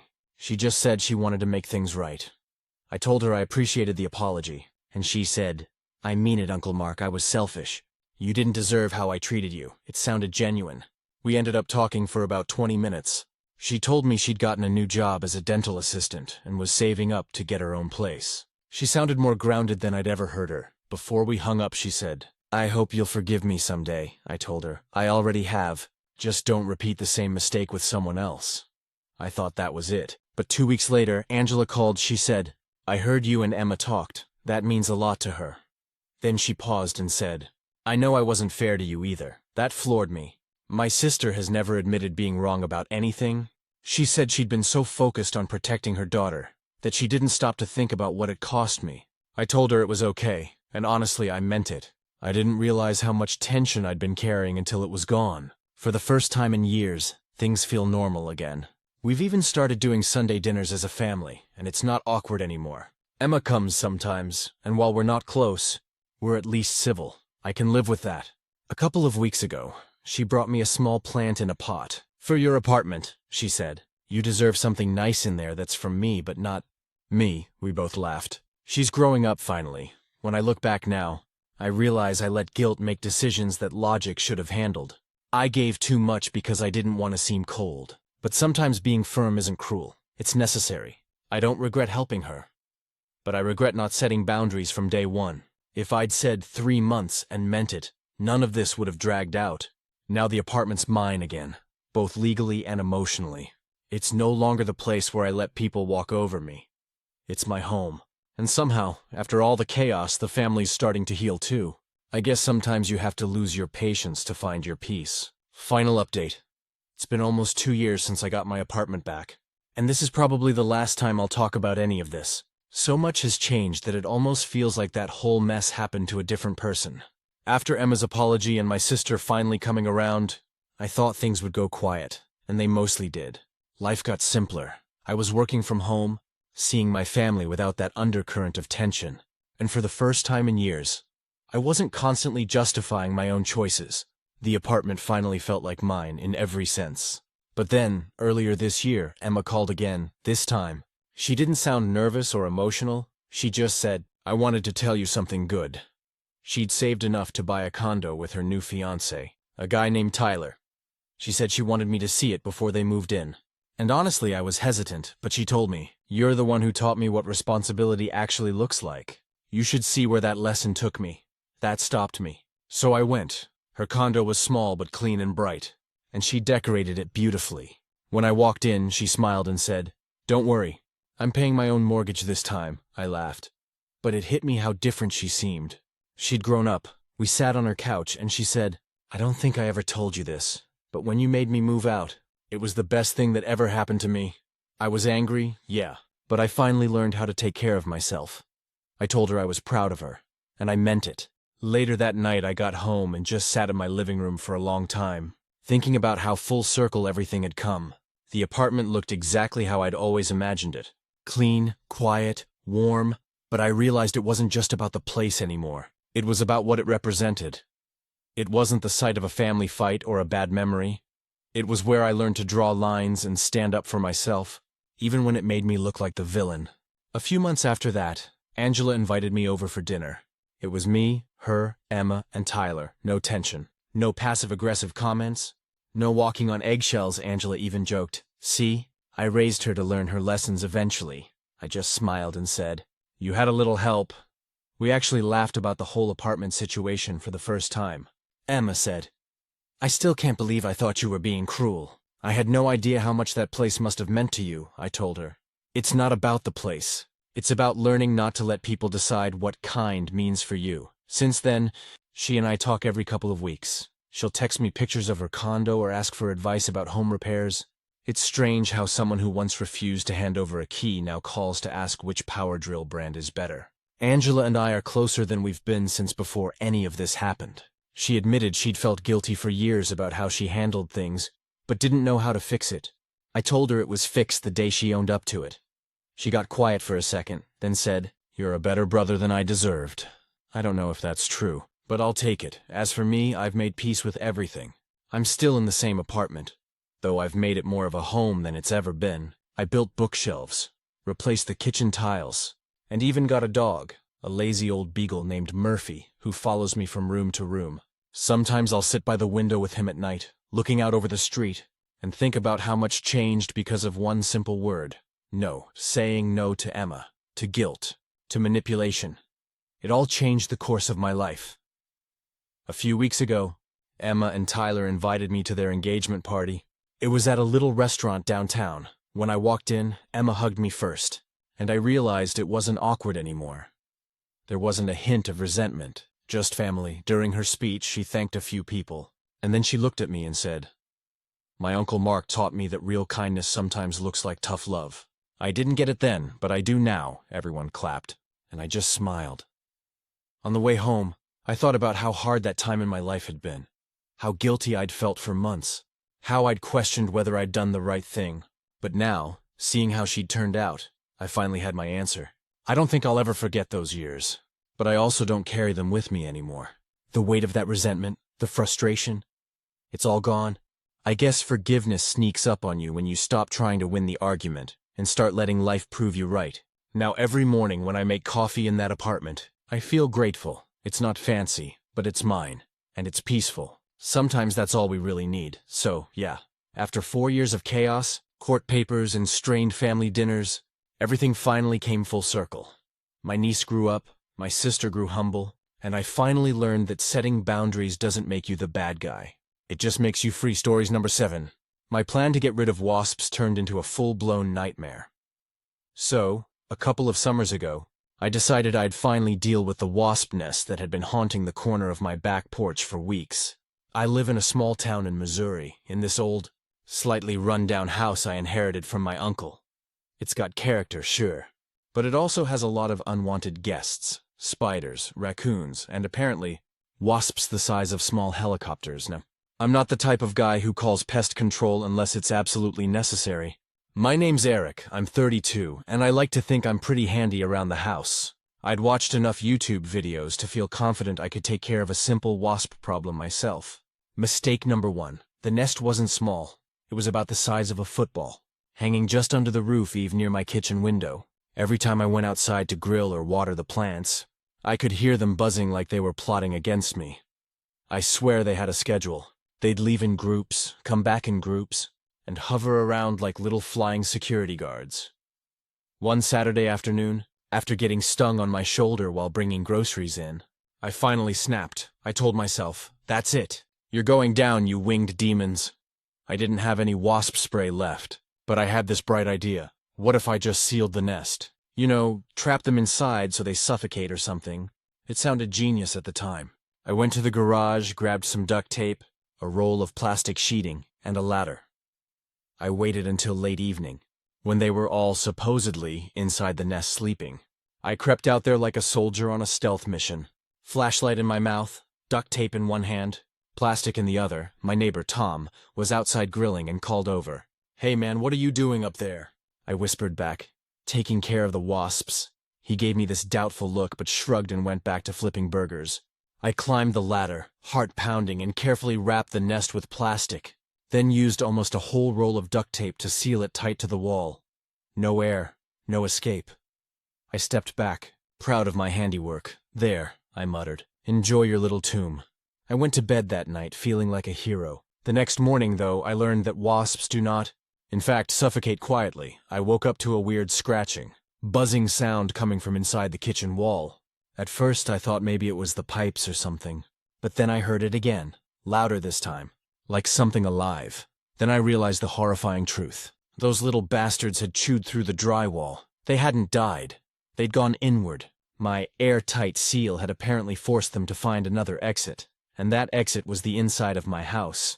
I froze when I saw the first wasp crawl out from behind a wall vent. Then another, then 10 more within minutes.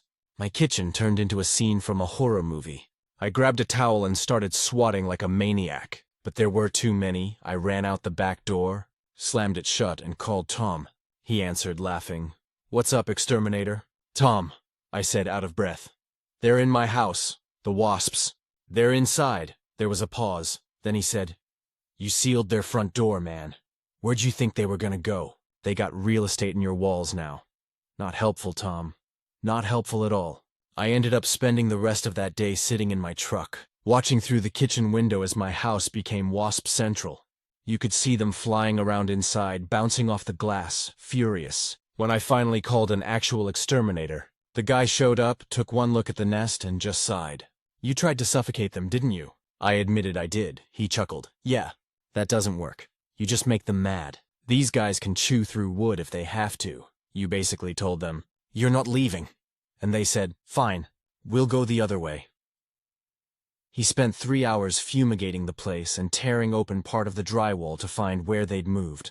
The nest had spread into the insulation, and there were dozens of them crawling between the studs. The exterminator, whose name was Brad, showed me what was left of the Queen's chamber. It looked like some alien hive from a sci-fi movie. The total bill? $780 my pride? Completely gone. The worst part came 2 days later, though Tom came over with a beer and said, "You know, I told my wife what happened, and she said it's karma for trying to play God." I told him karma could come take the wasps too, if it wanted, but just when I thought it was all over, I heard that familiar buzzing again a week later. This time, coming from the attic, I climbed up there and sure enough, found another small nest forming near the vent. It wasn't as big, but it felt like a personal insult. I didn't touch it this time. I called Brad immediately. He showed up the next day, shaking his head. "Guess they liked the place. Should have charged you rent. Now every spring, I pay for a pest control plan in advance. The moment I see one wasp, I call in the pros. I don't even pretend to handle it anymore. Tom still brings it up every summer barbecue. He'll raise his beer and go, 'Hey, Eric, remember the time you trapped the wasps inside your house?' Everyone laughs. I just smile, nod, and take another sip, because deep down, I know that's one screw-up I'll never live down. If there's one thing I learned from that whole ordeal, it's this. Never underestimate nature, and definitely never underestimate angry insects. And for the love of God, never seal a wasp nest update. It's been about 3 months since the great wasp war of my backyard, and I honestly thought the worst was behind me. I was wrong, so wrong. After the exterminator, Brad, my personal hero and financial drain, cleared out the infestation. I thought I'd finally reclaimed my house. For a while, it actually felt like peace had returned. I fixed the drywall, repainted the kitchen, and even bought some citronella candles to keep bugs away. I joked to Tom that I was living in a wasp-free zone. Tom smirked and said, "Don't jinx it, I should have listened." Because 2 weeks later, I found another wasp nest. This time under the back deck. Smaller, yeah, but it felt personal. Like they were sending me a message. Round 2, buddy. I wasn't about to make the same mistake twice. I called Brad immediately. He came out, gave me his usual look of disappointment, and took care of it. "You're lucky you didn't try anything creative again," he said. Smirking, I told him I was retired from DIY pest control. I was sticking to humans-only activities from now on. But then, about a month after that, something happened that brought the whole wasp fiasco back into public view. Literally, it was the annual neighborhood block party. Every summer, our little street in Jefferson, Missouri goes all out. Everyone sets up grills, tables, and music. Kids ride their bikes through the cul-de-sac. Old folks gossip. And Tom, of course, handles the beer station like it's his personal kingdom. Everything was going great until one of the teenagers, a kid named Luke, came running up to me laughing his head off. Mr. Eric, you gotta see this." He dragged me toward his mom's car. Parked a few houses down. There, taped to the side of her trash bin, was a cardboard sign that said, "Beware, Eric's DIY Pest Control. Guaranteed to relocate bugs into your house." I just stood there staring at it while the whole neighborhood burst out laughing. Tom was practically on the ground, clutching his stomach. "You guys are never gonna let this go, huh?" I said. Tom, between laughs, said, "Not a chance, buddy. You've become local legend material." So now, apparently, I'm that guy. The wasp guy. The neighborhood idiot who thought suffocating wasps was a logical plan. At first, it stung. No pun intended. But after a few beers, I decided to lean into it. I told everyone I was considering starting a fake company called Eric's Relocation Services. No insect left behind. That actually made the crowd cheer. Later that night, as things quieted down, I sat out on my porch watching the string lights glow across the lawns.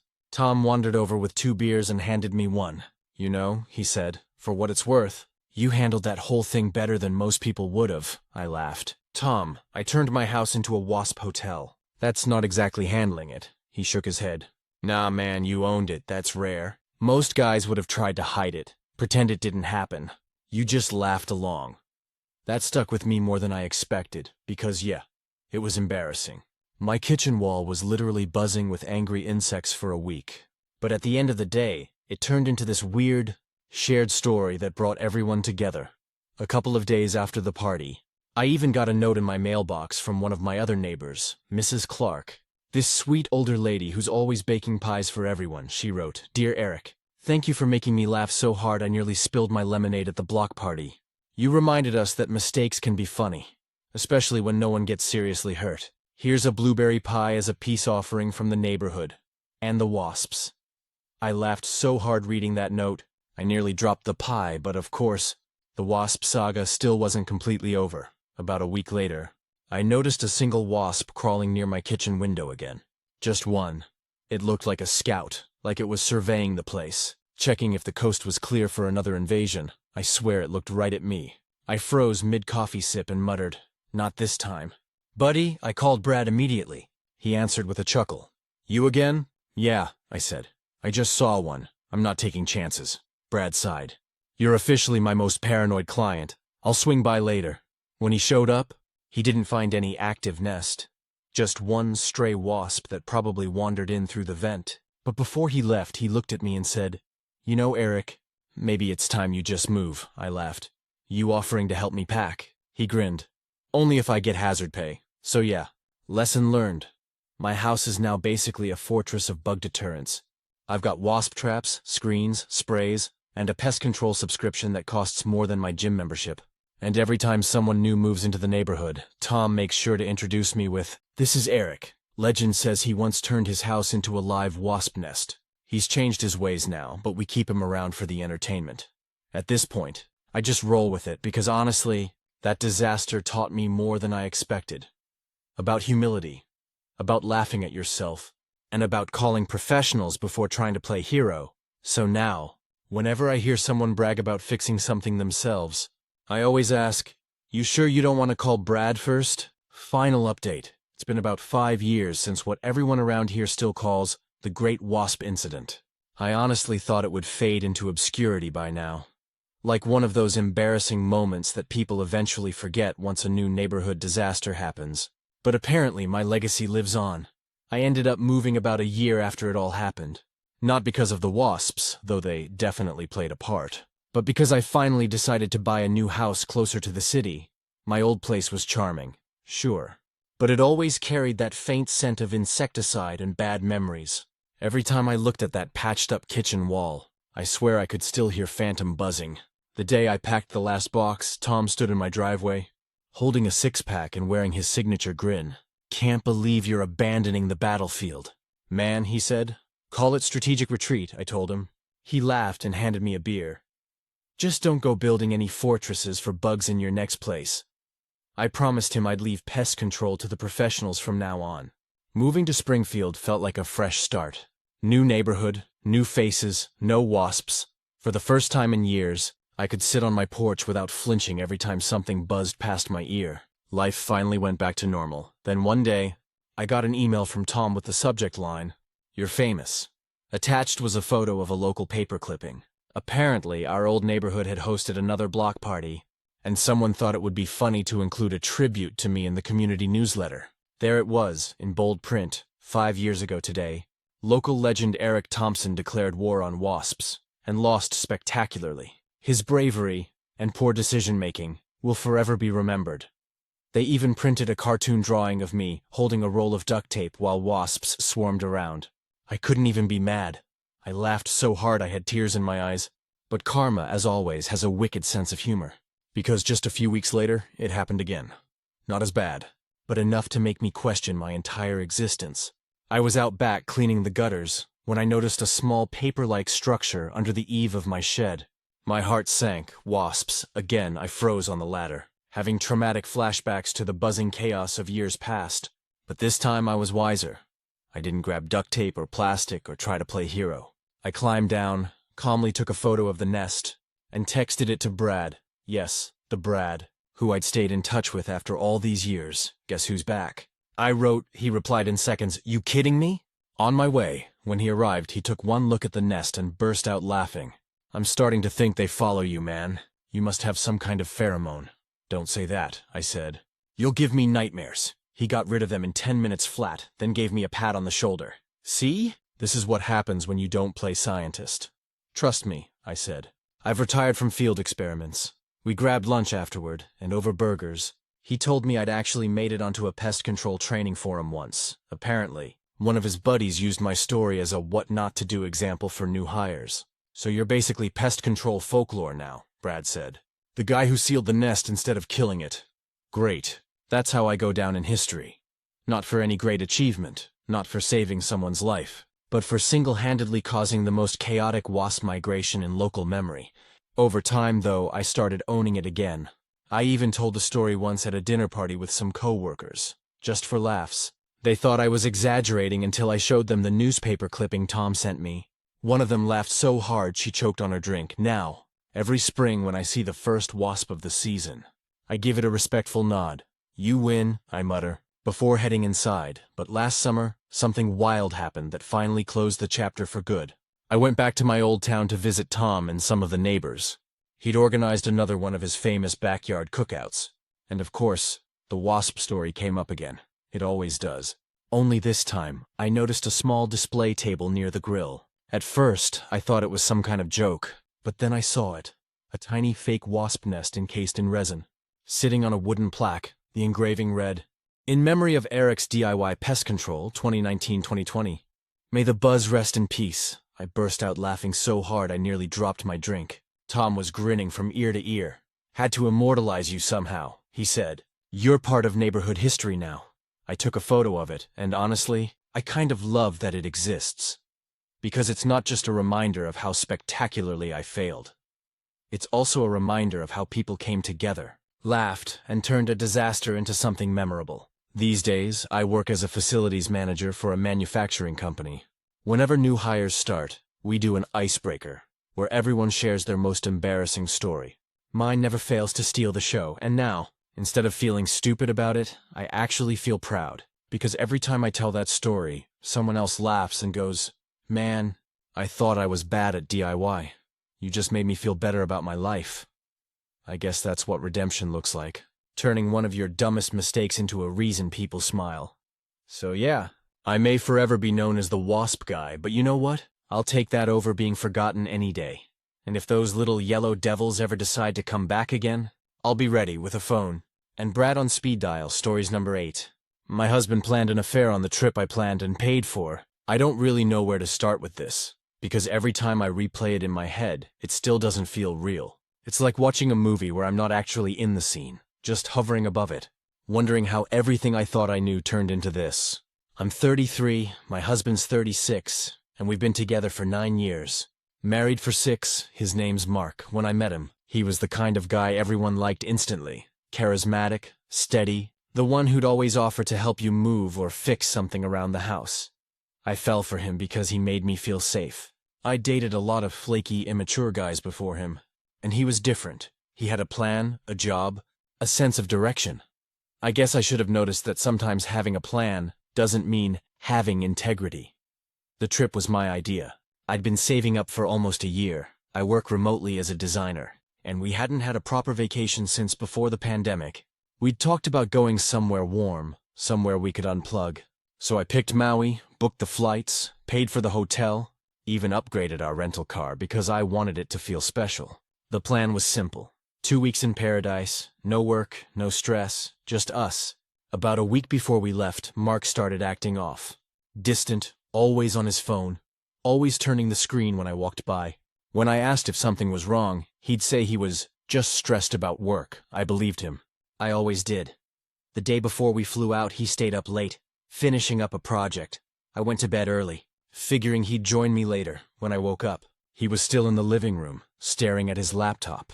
He looked guilty, not nervous exactly, just off. I asked, "You okay?" He smiled too quickly. "Yeah, just tired." "I'm fine. I should have trusted my gut, but I didn't. I was too focused on the idea of our trip. How badly I wanted things to feel normal again." The first few days in Maui were perfect. Beaches, good food, late nights with drinks and laughter. It felt like maybe the tension I'd sensed had been in my head. But then, on the 4th night, things changed. We were out to dinner, and his phone kept lighting up. I noticed a contact saved under a man's name, Chris, texting over and over. He'd glance at it, lock his screen, and shove his phone in his pocket. I tried to brush it off. Maybe it was a coworker. Maybe it was something harmless. But when he went to the bathroom, his phone buzzed again and my eyes just drifted to the screen. The preview of the message said, "Can't wait to finally see you. You're really going to be here tomorrow?" My stomach dropped. I shouldn't have, but I opened it. The conversation wasn't with a Chris. It was with a woman named Natalie. There were messages going back weeks. Some flirty, some explicit, some just logistical. And then the kicker. She was flying into Maui the next day. He told her what hotel we were staying at. He told her which days I was doing spa stuff, which, by the way, I'd never booked anything like that. He had a whole side itinerary planned. I felt like the air left the room. I put his phone down, got up, and walked out of the restaurant. I didn't even know where I was going, just that I couldn't be there. He found me on the beach 20 minutes later, barefoot, panicking. "Why'd you leave?" he asked, all fake concern. I told him I saw the messages. He froze, didn't deny it, didn't lie, just stood there blinking. Then he said, "It's not what you think." I laughed, actually laughed. "Oh, it's exactly what I think, Mark. You invited your side chick on our vacation that I paid for." He tried to say he'd never actually met her, that it was just talking, that it was a stupid mistake. I said, "You literally gave her our hotel address." He didn't respond. That night, I packed a bag and slept in the car. The next morning, I went to the front desk and quietly changed the name on the reservation, told them to block his access to the room. Then I bought myself a last-minute flight back to the mainland. The woman at the counter asked if I was okay, and I burst into tears right there. When I got home, I found out he'd stayed the rest of the week, and, yes, she came, I know, because she posted photos on Instagram. I didn't even have to look. My friend sent them to me. Same beach, same hotel balcony, same stupid rental car. It's hard to describe what that kind of betrayal feels like. It's not just heartbreak. It's humiliation. It's realizing the person you trusted most used your love, your money, your effort, as a stage for their lie. When he came back, he begged me to talk. Said it wasn't serious, that it was a mistake, that he'd been feeling lonely. I told him loneliness doesn't make you cheat.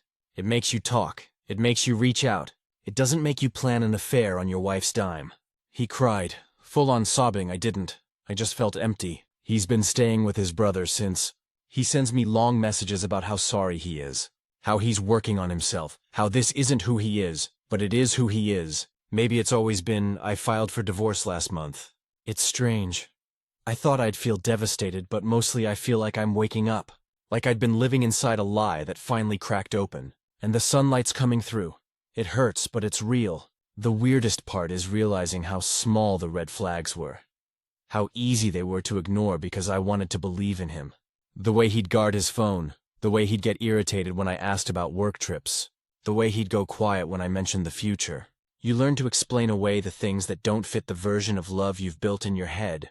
A few weeks ago, I took myself on a solo weekend trip to Santa Fe. Just me, some art galleries, and a ridiculous amount of coffee. It was the first time in years I didn't feel like I had to check in with anyone. I sat on a rooftop patio one night watching the sunset, and I realized I'm still here. I'm not the woman who got cheated on. I'm the woman who got out. I'm 33 and I'm starting over, and I have no idea what comes next. But for the first time, I think I might be okay with that update. My husband planned an affair on the trip I planned and paid for. It's been about 7 months since I posted about Mark and everything that happened in Maui. Honestly, I wasn't sure if I'd ever come back to write an update. For a while, I didn't even want to think about it anymore. But time does weird things to pain. It doesn't erase it. It just softens the edges enough for you to look at it without flinching. The divorce went through in early April.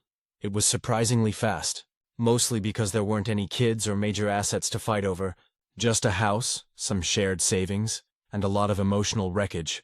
I let him keep most of the furniture because I couldn't stand the thought of sitting on a couch he'd once lied to me on when I signed the final papers. I remember feeling this strange mix of sadness and relief, like mourning something and being freed from it at the same time. After everything blew up, Mark kept trying to contact me. First it was apology texts, then long emails about working on himself, then random "hope you're okay" messages at 2 a.m. I didn't respond to any of them. I blocked him everywhere. But that doesn't mean he disappeared from my life completely. In May, I ran into his sister, Lisa, at a farmer's market downtown. She looked uncomfortable at first, like she didn't know if she should say hi. But then she hugged me tight and said, "I'm so sorry for everything he did." We ended up getting coffee nearby. She told me Mark had been a mess since the divorce, lost a lot of weight, stopped going out, and was apparently seeing a therapist. She said Natalie, the woman he cheated with, ghosted him after the trip. Apparently she found out he was still married when someone sent her screenshots of my post. That part made me laugh, not out of pettiness, but because it was just so predictable. He built this entire web of lies and ended up trapped in it alone. I didn't feel vindicated, just done. I think that was the first time I realized healing doesn't always look like dramatic closure. Sometimes it's just indifference. Since the divorce, my life has slowly become mine again. I moved into a small apartment in the same city, started going back to yoga, and reconnected with friends I hadn't seen in years because, looking back, I'd kind of isolated myself during my marriage. It's wild how much of yourself you give away when you're constantly managing someone else's emotions. My friend Harper, who's known me since college, said something that stuck with me. "You spent so long trying to make things work with him that you forgot what you even like." She was right. So I've been figuring that out. I started hiking again, something I used to love before life became all about schedules and responsibility. I've been painting badly, but it makes me happy. I even adopted a dog from the shelter, a 3-year-old rescue mutt named Olive, who's now the center of my world. Olive doesn't care about betrayal or infidelity or heartbreak. She just wants walks, snacks, and belly rubs. There's something healing about that kind of simplicity. A few months ago, I did something that felt like closing a circle. I went back to Hawaii. I know how that sounds. Impulsive, dramatic, but it wasn't about revenge or nostalgia. It was about reclaiming something that had been stolen from me. The first time I was there, I was being lied to. This time, I wanted to see it through my own eyes, not filtered through his deceit. So I booked a solo trip, same island, different hotel, and it was perfect. I hiked, swam, read on the beach until sunset. I met a couple other solo travelers and ended up having dinner with them one night. Two sisters from Oregon who told me they take a trip every year to remind ourselves we're still alive. I love that. One night, sitting on the balcony watching the waves, I realized I wasn't angry anymore. Not even a little. I wasn't sad either. I just felt calm. Mark's shadow doesn't follow me around anymore. He's just a story now. One that shaped me but doesn't define me. And weirdly, I'm grateful for that, because if he hadn't done what he did, I might still be in that half-alive version of myself, convincing myself that safety and love were the same thing. That being comfortable was enough. I've learned that comfort isn't peace. Sometimes comfort is just a cage you decorate to look like happiness. I don't know if I believe in soulmates anymore, but I do believe in alignment, in finding people who fit with who you really are. Not who you're pretending to be. There's someone I've been seeing, kind of casually. His name's Evan. We met at a mutual friend's barbecue in July. He's kind, funny, emotionally available, which I didn't realize was such a rare quality until recently. And he actually listens when I talk. I'm not rushing anything, for the first time. I don't feel like I need to. He knows about Mark. He even said, "You don't have to tell me everything if it's still painful." But I did anyway, not to dump it all out, but because I didn't want to carry that secrecy anymore. And he didn't flinch. He just said, "You didn't deserve that." Simple words, but they landed like medicine, so yeah. I guess that's the update. I'm divorced, I'm healing, I'm building something new from the wreckage, and it's slower and lonelier sometimes, but it's also honest. And that feels like the best kind of love I've ever given myself. If anyone reading this is stuck in that awful place where you know you've been betrayed, but you're still clinging to the version of the person you thought they were, please, let go. You're not crazy. You're not overreacting. You're not throwing it all away. They already did that. You're just walking towards something better, even if it's just yourself. Final update. My husband planned an affair on the trip I planned and paid for. It's been a little over a year since everything with Mark ended. Writing this now feels a little strange, because for so long he was the center of the storm in my life, and now he's just background noise. But if I've learned anything through this whole mess, it's that healing doesn't happen in a straight line. It sneaks up on you in the quiet moments. When you realize you went a whole week without thinking about them, or when you catch yourself laughing again and mean it. I moved last fall, not far, just to a smaller place closer to the city. It's got big windows and old wood floors that creak when I walk, and for some reason, that sound feels comforting. Olive loves it too. She sits by the window every morning like she's on guard duty. That dog saved me in ways I'll never be able to explain. Evan and I are still together. It's easy with him. Not because it's perfect, it's not, but because it's honest. There's no walking on eggshells, no second guessing, no gnawing anxiety in my gut. When we argue, we actually talk it through. When he says he'll call, he calls. It's such a simple thing, consistency, but after what I went through, it feels like a miracle. He's the kind of man who shows up in quiet ways. He makes me coffee when I have early meetings, brings olive treats when he visits, leaves little notes in my books because he knows I forget where I stop reading. The first time he told me he loved me, I almost didn't believe him. Not because I didn't feel it too, but because part of me didn't think I was allowed to have something that pure again. I told him once that I still have moments when I flinch at certain things. Like when someone leaves their phone face down on a table or says they're working late. He didn't try to convince me not to feel that way. He just said, "Take your time. I'm not going anywhere." That's how I knew I could trust him. Mark reached out in February. I hadn't heard from him in almost a year.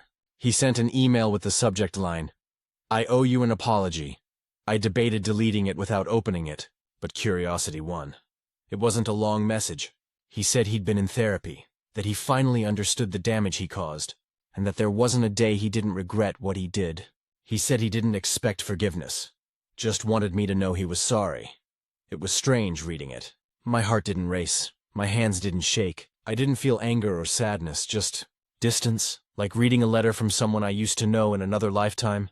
I didn't reply, not because I wanted to punish him, but because there was nothing left to say. He's not my responsibility anymore. A month after that, I ran into him. Total accident. I was meeting Harper for dinner downtown, and he walked out of the same restaurant as I was walking in. For a second, it was like my brain froze. He looked older, tired. He smiled, small, uncertain, and said, "Hey." I said, "Hey." We stood there in awkward silence until he said, "You look good." I thanked him and told him I had to go. He nodded and that was it. I walked inside, sat down across from Harper, and told her what happened. She asked if I was okay, and I realized I really was. It didn't hurt. It didn't reopen anything. It was just a moment, passing and gone. It's funny, closure isn't this grand cinematic thing. It's not an apology or an explanation or one final conversation. Sometimes it's just seeing the person who broke you and realizing they no longer have any power over your peace. I've spent this past year learning what it means to rebuild a life from scratch. It's not glamorous. It's messy and slow and full of small victories that no one else notices. Paying bills on your own, sleeping through the night again, feeling safe in your own skin. But I'm proud of the person I've become. I've learned that love doesn't always mean forever. And that's okay. Some relationships come into your life to teach you who you don't want to be anymore. Mark taught me that I can survive being betrayed and still love myself after.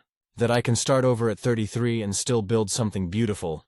I don't know what the future looks like. Maybe Evan and I will end up together long term. Maybe we won't, but I'm not scared anymore. Because I know I can stand on my own if I have to this summer. I'm planning another trip, this time with a few friends. We're going to Maine, renting a cabin near the coast. It's the first vacation I've planned since Maui, and for the first time, it feels like mine. There's a kind of peace that comes from realizing you don't have to look backward anymore. I don't need to rewrite what happened or make sense of it. I lived through it, I learned from it, and I let it go. If anyone out there is where I was a year ago, broken, humiliated, and convinced your life is over, please believe me when I say it's not one day. You'll wake up and the pain will be a dull ache instead of a scream. One day, you'll laugh again without it feeling like pretending. And one day, you'll look at yourself in the mirror and realize you made it out. Not just intact, but stronger. You'll realize the betrayal didn't define you. The healing did. And that's where I am now. Not perfect, not fixed, but whole. I don't think I ever believed I'd get here, but I did. And that's enough. Stories number 9. My coworkers called me the office mom, so I stopped baking for them. I never thought something as small as baking cookies could turn into this big of a deal. But apparently, it can. I work as an administrative assistant at a mid-sized insurance company. I've been there for almost 7 years now. I'm good at what I do. Organized, detail-oriented, and usually the person everyone comes to when they need help. I don't mind it most of the time. I actually like helping people. About 2 years ago, during the holidays, I decided to bring in a batch of chocolate chip cookies. It wasn't anything special. I just had leftover dough at home and figured my coworkers might appreciate a little treat. I brought them in, left them in the break room with a note that said, "Help yourself," and didn't think much of it. Well, they disappeared in less than an hour. People were coming by my desk all day saying things like, "These are amazing," and "You should open a bakery." It was nice. I've always liked baking, and seeing people enjoy what I make gives me that warm, fuzzy feeling. After that, I started bringing in something every now and then. Banana bread, muffins, brownies, whatever I felt like making on the weekends. It wasn't every week or anything, just whenever I had extra or wanted to share. But slowly, it started to become expected. People began asking, "What are you baking next?" Or, "Hey, we've got a team meeting Friday. Are you bringing cookies?" At first, I laughed it off. Then it started feeling weird. Like I'd somehow signed up for a catering role no one was paying me for. The real turning point came about 6 months ago. Our department hired a new guy named Travis. He was younger, mid-20s, loud, confident, kind of the typical sales bro type. During his second week, I brought in lemon bars. He ate like 4 of them and said, "Damn, you're like the office mom or something." Everyone laughed. I didn't.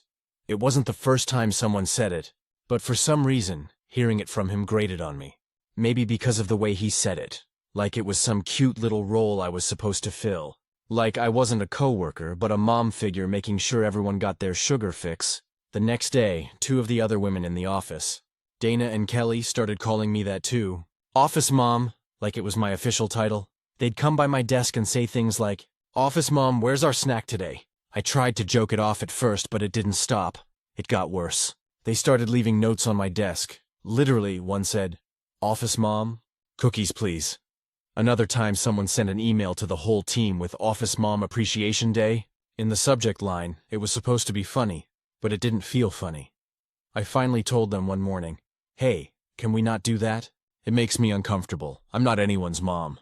They laughed like I was kidding. That Friday, I didn't bring anything in. No cookies, no muffins, nothing. Monday morning, I heard someone in the break room say, "Guess office mom's taking a break." I ignored it. Then a week later, Travis stopped by my desk and said, "Hey, when are you baking again? The team's got a potluck next Friday. Everyone's counting on your cookies." I looked up and said, "I'm not bringing anything." He blinked. "What? Why not?" I said, "Because I don't want to." He gave me this look like I'd just kicked a puppy. "It's kind of your thing though, right?" That was the last straw. I told him very calmly. "No, it's not my thing. I bake because I like to. But when everyone decided to start calling me the office mom, it stopped being fun. I don't like being treated like I'm responsible for keeping everyone happy and fed. It's not my job." He just stared at me for a second, then said, "Geez, okay," and walked away. I thought that was the end of it, but a few days later, I overheard two co-workers in the break room saying, "I think she's mad at us. And she's being kind of dramatic. It was just a joke." It spread around like wildfire. Suddenly, I was the uptight one, the one who couldn't take a joke. People stopped asking me for small favors they used to rely on me for. Some even stopped saying good morning. It sucked. I went home that week and talked to my boyfriend, Sam, about it. He said, "You're not wrong. You were being taken advantage of. They liked the free food and the emotional labor, not realizing it made you feel cornered." He was right. I had taken on a role they assigned to me without my consent. And when I didn't want to play along anymore, I became the bad guy, so I stuck to it. I didn't bake for months. I still helped people when it was work-related, but that was it. I stopped organizing birthdays, stopped picking up decorations, stopped being the one to bring everyone together. Eventually, people got over it. The jokes faded, the comments stopped, and I went back to being just another person in the office. But I'll be honest, it changed the way I saw a lot of them. The fact that something so small revealed how quickly they'd turn on me if I stopped giving them something. That stung then. About a month ago, my boss, Marilyn, came to my desk and asked if I'd bake something for the company's charity bake sale. I said I'd think about it. She nodded and said, "No pressure. I just know you're really good at it." Something about that felt different. Respectful. So I said yes. I baked 2 trays of oatmeal chocolate chip cookies. They sold out in less than 30 minutes. I even heard Travis tell someone, "Yeah, she's got skills." Man. But no one called me office mom again. Not once. Now I bake when I want to, not because anyone expects it. Funny thing, people seem to appreciate it more that way. Update. It's been about 6 months since everything with the office mom nickname blew up. And honestly, I didn't think I'd have much to update. But a lot has shifted. Some of it in small, quiet ways, and some of it in ways that really made me think about boundaries and respect at work. After I decided to stop baking regularly, things stayed tense for a while. People weren't openly rude, but there was this awkward energy in the air. You know that weird silence that follows when you walk into a room where you're pretty sure your name was just mentioned? That was my life for weeks. Travis especially seemed to avoid me. He'd still joke around with everyone else. But whenever I walked by, he'd clam up. I honestly didn't care at first. But then one morning during a team meeting, he made a comment that rubbed me the wrong way. We were reviewing some client data, and I mentioned a spreadsheet I'd built that helped automate part of the process. He said, "Wow, our office mom's getting technical." It was meant to be playful, but everyone froze for a second. I think even he realized he'd crossed a line again. I just looked at him and said, "That's not funny, Travis. We've talked about that." The room went silent. My boss, Marilyn, stepped in and changed the subject, but the tension hung there like fog. After the meeting, she asked me to stay back for a minute. She closed the door and said, "I know that wasn't okay. I'll handle it." She called HR later that day. I didn't want to make it a big deal, but she insisted on documenting it, just in case the behavior continued. HR called me in for a quick check-in and asked how long it had been going on. I told them the truth. It had started as jokes. I'd asked multiple times for it to stop, and it only stopped when I withdrew completely. They thanked me for bringing it up, and to their credit, they handled it discreetly. Travis got a formal warning. He came by my desk afterward looking uncomfortable.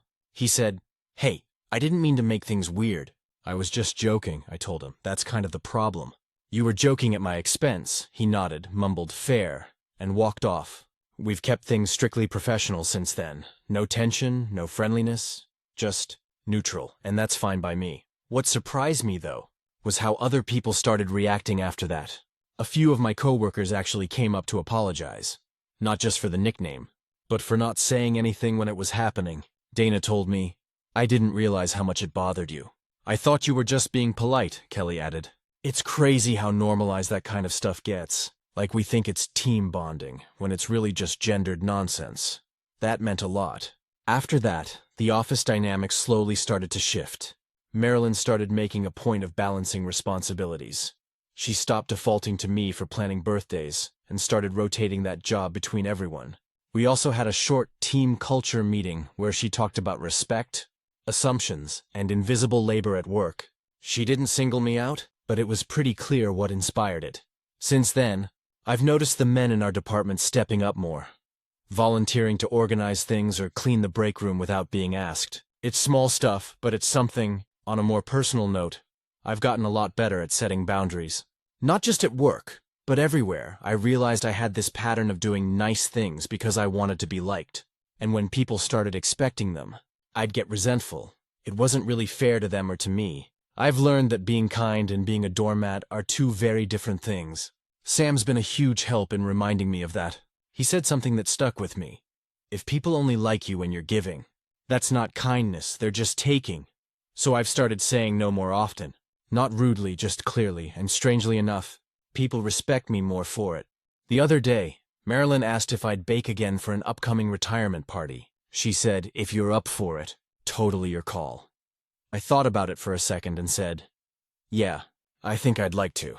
So I made 3 batches of snickerdoodles and a pan of brownies. People were thrilled, but this time it felt different. No one called me the office mom. No one made it weird. They just said thank you and moved on. That night, as I was cleaning up the trays, Travis came over and said, hey, I owe you an apology, not just for before, but for making you feel like that was your role. I get it now. I was caught off guard. Honestly, I told him I appreciated it. He said, you're actually one of the most reliable people here, and we should have treated you like a coworker, not a caretaker. That was the closure I didn't know I needed. Now, things are genuinely better. The environment feels balanced, I feel respected, and I actually enjoy baking again, because it's mine again. Not something I owe anyone. If I learned anything from all of this, it's that harmless jokes at work can add up, especially when they reinforce expectations you never agreed to. People forget that kindness is a choice, not a job description, and sometimes, the kindest thing you can do for yourself is to stop letting others define who you're supposed to be. Final update. It's been almost a year since everything went down at work, and honestly, I wasn't even planning to post again. But a few people asked for a final update, and a lot has happened.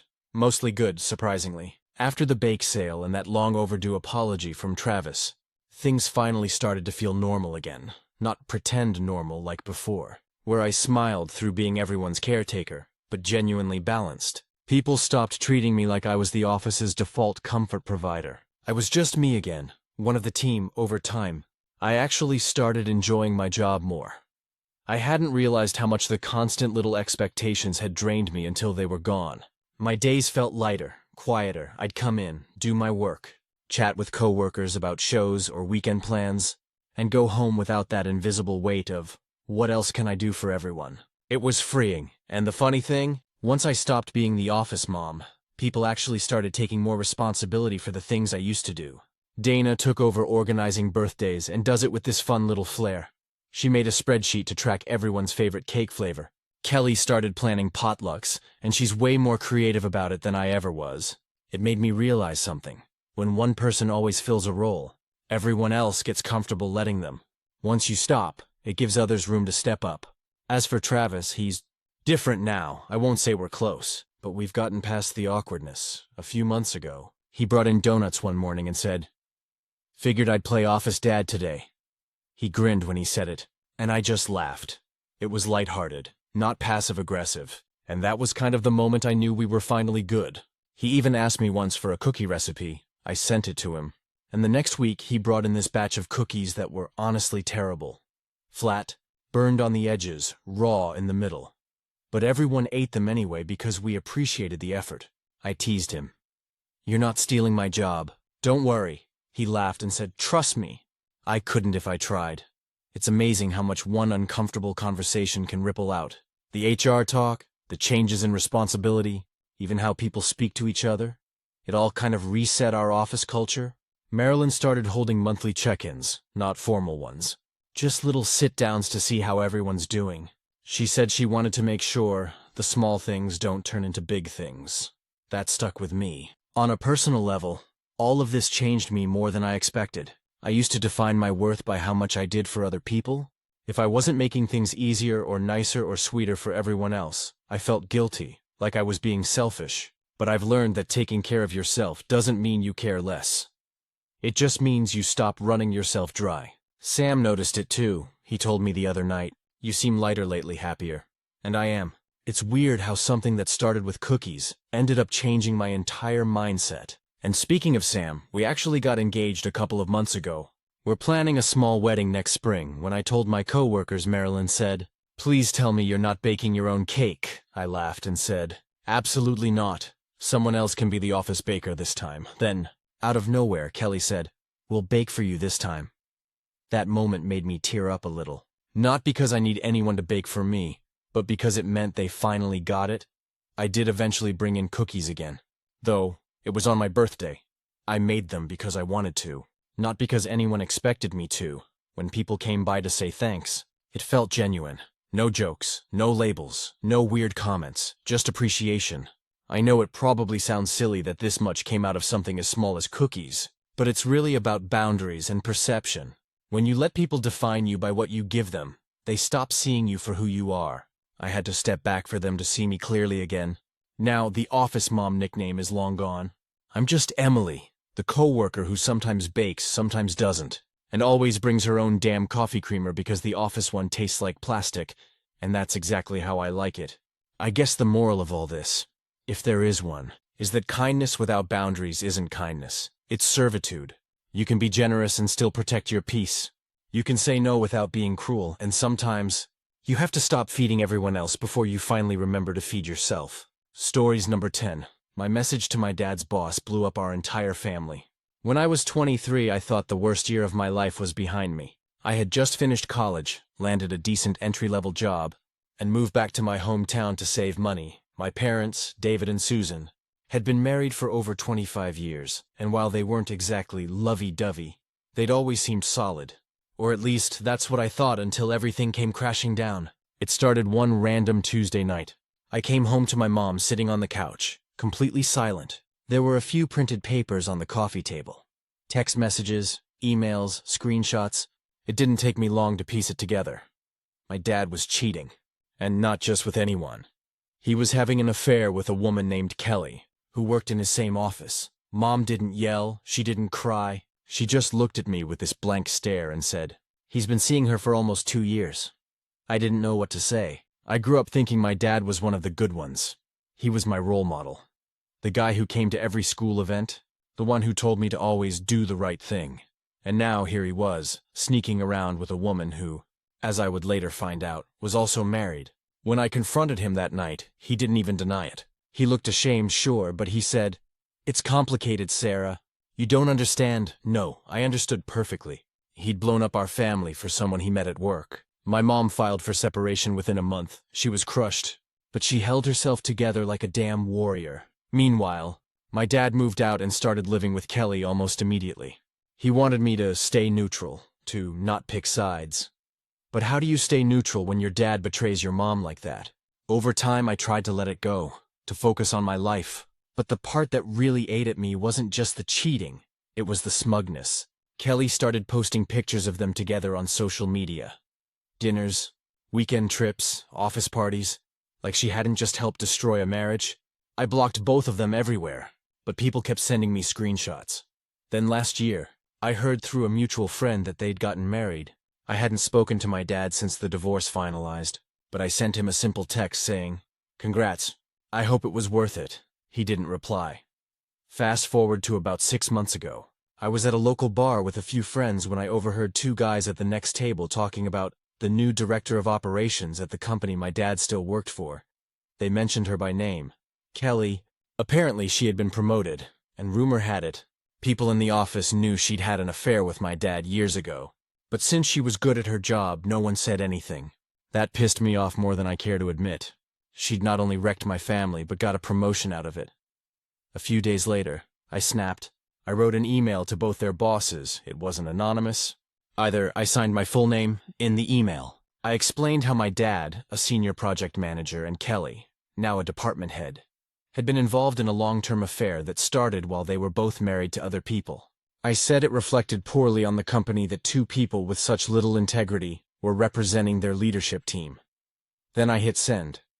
At first, I felt sick, like I'd crossed a line, but within 48 hours, the fallout began. My dad called me in a rage, yelling that I'd ruined his career. Apparently, HR had launched an investigation, and both he and Kelly had been temporarily suspended.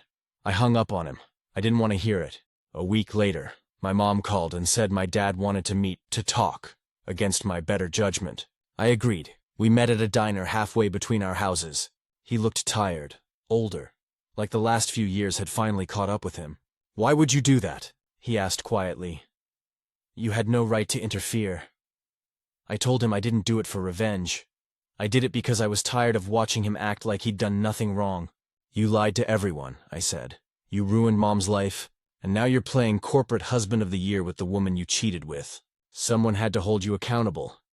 He didn't have much to say to that. Just sat there, shaking his head. The next week, both he and Kelly lost their jobs apparently. Their company had a strict no fraternization policy for management positions. And since their affair had technically begun while they were both married, HR determined it was a breach of ethics. That's when the family drama exploded. My aunt, my dad's sister, called me crying, saying I'd destroyed her brother's life. My grandfather called me a vindictive child. Even a few cousins messaged me on Facebook, saying I'd gone too far. Meanwhile, my mom, she didn't say much, just gave me a small nod when I told her what happened. I think she understood what it cost me. 2 months later, my dad texted again. "Kelly left me. You got what you wanted." I didn't reply. Now it's been about a year since that email, and honestly, I've gone back and forth 100 times wondering if I was wrong. Part of me feels guilty, not because I regret holding them accountable, but because of how final it made everything. There's no going back now. My dad and I haven't spoken since. He moved to another state. My mom's doing better than ever. She joined a hiking group and started dating again. I'm proud of her. Sometimes late at night, I still think about the look on his face at that diner. The mixture of shame and disbelief that his own daughter had turned him in. Maybe I shouldn't have gotten involved. Maybe I should have let karma do its thing. But then I remember all those nights Mom cried herself to sleep. All those fake smiles my dad gave us at family dinners while sneaking around with someone else. And I think, maybe this was karma, just not the kind he expected. So yeah, maybe I was harsh. Maybe I crossed a line. But if I'm being honest, I don't regret sending that email, because if I hadn't, no one would have ever held him accountable. He would have kept on smiling in pictures, pretending like he hadn't betrayed the people who loved him most. Sometimes doing the right thing doesn't look right. Sometimes it's messy, emotional, and irreversible. But at least now, the truth's out there. And for the first time in years, I can actually breathe. Update. It's been about 6 months since my email went viral in my family. Not literally, of course, but word spread fast in our small town. The fallout has been complicated after my dad and Kelly lost their jobs. They basically disappeared from our lives. Dad moved to Indiana to take a lower-paying project manager role, far away from anyone he knew. Kelly stayed in town for a few months before moving in with her sister in Illinois. Socially, my extended family has mostly avoided me. Except for my mom, she's the only one who's been consistent, checking in, asking how I'm doing, and reminding me that I didn't ruin anything. The choices were theirs, not mine. Still, the emotional aftermath has been brutal. My dad, obviously, is furious. A few months after the job loss, I received a text from him. Long, rambling, almost incoherent. He called me manipulative, cruel, and accused me of destroying his reputation. There were phrases like, "You'll never forgive me, but you'll regret this," sprinkled in there. I didn't reply. I deleted the message after staring at it for an hour. Trying to decide if I should respond, I didn't. The hardest part came when my cousins and aunts started weighing in. My Aunt Melissa called me crying on one Saturday morning, begging me to reconsider what I did, and warning me that our family was fractured beyond repair. My Uncle Greg emailed me a 12-paragraph letter, meticulously explaining how I had betrayed my father's trust, and that I was legally and morally reckless to involve his company. Honestly, it was exhausting, and I began to feel like I was the villain in my own life story. But then something unexpected happened. My mom invited me over for dinner one night. just the two of us. She served lasagna, her famous kind, and poured me a glass of wine. She sat down across from me, took my hand and said, "You did what you thought was right. You exposed the truth, and sometimes the truth hurts. But I'm proud of you," I nearly cried. For a second, I felt like the weight on my chest had lifted. We spent the evening talking about everything. My dad's selfishness, Kelly's choices, the tension with my extended family, and even my own guilt. She told me something I didn't expect. "Sarah, you may have burned bridges, but sometimes bridges aren't worth keeping, especially when they're built on lies." That night, I realized something crucial. I might have lost contact with parts of my family, but I hadn't lost myself. I'd acted based on what I believed was right. To stand up for my mom, for honesty, for integrity. A few weeks later, my dad tried one more time. He called me on my cell, which I ignored. He left a voicemail saying he wanted to talk, just talk, but also slipped in subtle blame, like somehow I had ruined his life. I debated calling back. I really did. But then I thought of Mom, of the years of deceit, and I realized I don't owe him a conversation. Not anymore. Socially, the town gossip did its thing. People whispered about me. Some thought I was harsh. Some admired my courage. I found out that Kelly had quietly moved out of state after losing her job. Taking the humiliation in stride, surprisingly, a few of my dad's co-workers reached out privately to thank me. Apparently, they had long suspected something, but no one had the guts to say anything. One told me over coffee that HR had been waiting for a reason to act, and my email provided it. Meanwhile, my mom flourished. She joined a hiking club, started volunteering, and even dated a man named Daniel, a teacher at her old high school, who seems genuinely kind and stable. Seeing her happy made me realize that sometimes standing up for truth doesn't just expose lies. It allows people to rebuild. I also learned an important lesson about accountability. My dad may never admit fault fully, and some family members may never forgive me. But I've realized that truth and integrity have their own value, independent of forgiveness. The difficult part was accepting that being right sometimes isolates you. It's lonely, but it's necessary. A few months ago, I heard through a cousin that my dad and Kelly tried to reconcile. But it didn't work. The trust was gone. They both remain unemployed in the eyes of the local community and quietly moved on to new jobs, far from the town where we all live. I didn't care about their careers or their new lives. I only cared that my mom was happy and that I'd acted in a way I could live with. Now, whenever I think back on that year, the affair, the email, the family fallout, I feel a strange combination of regret and relief. I regret the pain it caused, sure, and the fact that some relationships are fractured beyond repair. But I don't regret standing up for the truth, for my mother, or for my own moral compass. Sometimes doing the right thing doesn't feel good. It doesn't come with applause. It comes with isolation, backlash, and doubt, but it also comes with clarity. The kind that lets you sleep at night, knowing you didn't let deceit go unchecked. And that, as far as I can tell, is worth everything. Final update. It's been about 4 years since that email, and honestly, I've had a lot of time to process everything. The dust has mostly settled, but the echoes of that one decision, sending it to my dad and Kelly's bosses, still linger in ways I didn't expect. After the initial fallout, my dad tried a few more times to reconnect, each attempt more desperate than the last. Calls, texts, even a handwritten letter sent to my apartment. In every message, he oscillated between blame and an attempt at reconciliation. But every time, I read his words and remembered all the nights my mom cried, the dinners where he pretended everything was fine, and the blatant disregard for the promises he made as a husband and a father. I never replied. Not once, Mom. Meanwhile, flourished, she started dating Daniel, a high school teacher she met through a volunteer program. Their relationship is slow, steady, and healthy, exactly what she deserves. Watching her rebuild her life made me realize that my actions, harsh as they were, helped create space for her to heal. She often says, "You may have burned some bridges, Sarah, but you gave me back my peace." The extended family slowly adjusted too. Some still hold resentment toward me. My Aunt Melissa is particularly cold during family gatherings. But most have come to accept that my decision was about accountability, not cruelty over time. Even my cousins stopped whispering behind my back and started including me in conversations again. The narrative shifted from me being the villain to me being the person who finally exposed years of lies. It wasn't easy, but the truth eventually won out. As for my dad and Kelly, their lives didn't exactly go according to plan. Losing their jobs was just the beginning. Dad moved to a small town in Indiana and took a demotion, barely scraping by while he tried to rebuild a career.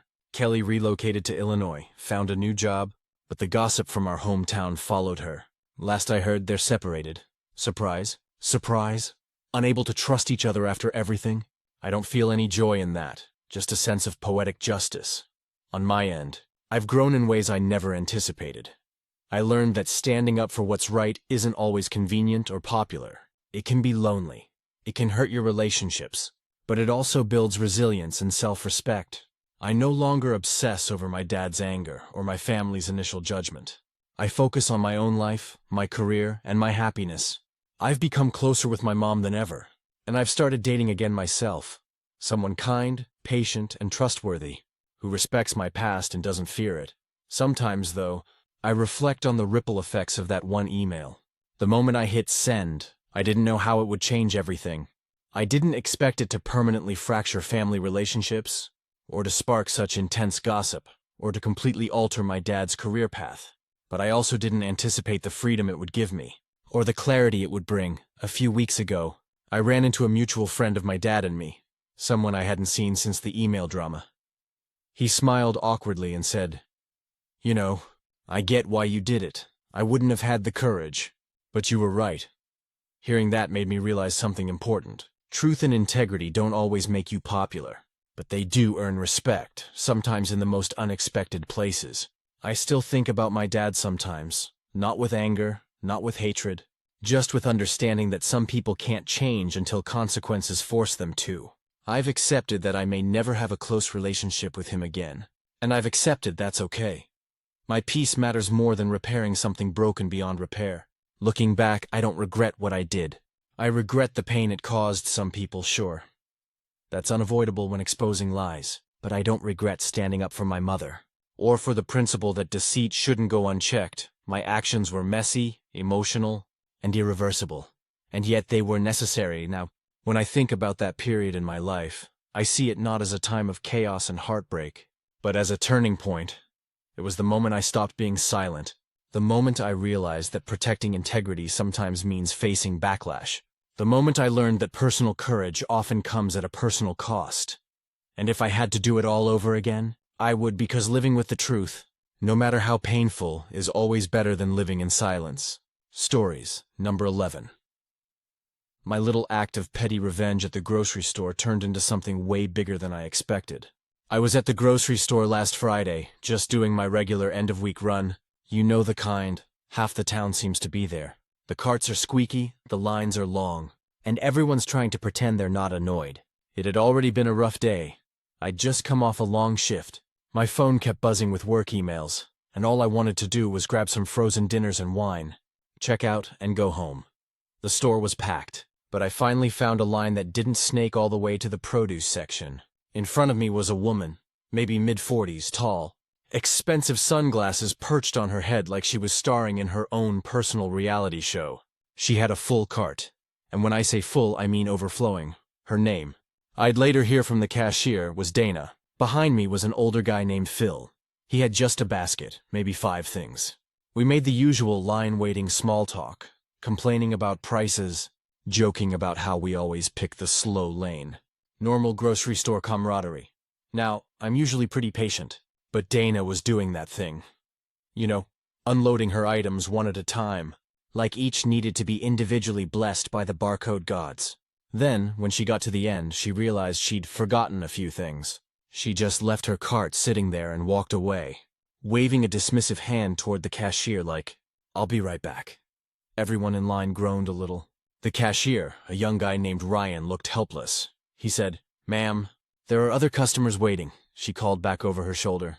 "I'll only be a second. 10 minutes. She was gone for 10 minutes. Ryan started to look panicked, because the line behind me was now 5 people deep.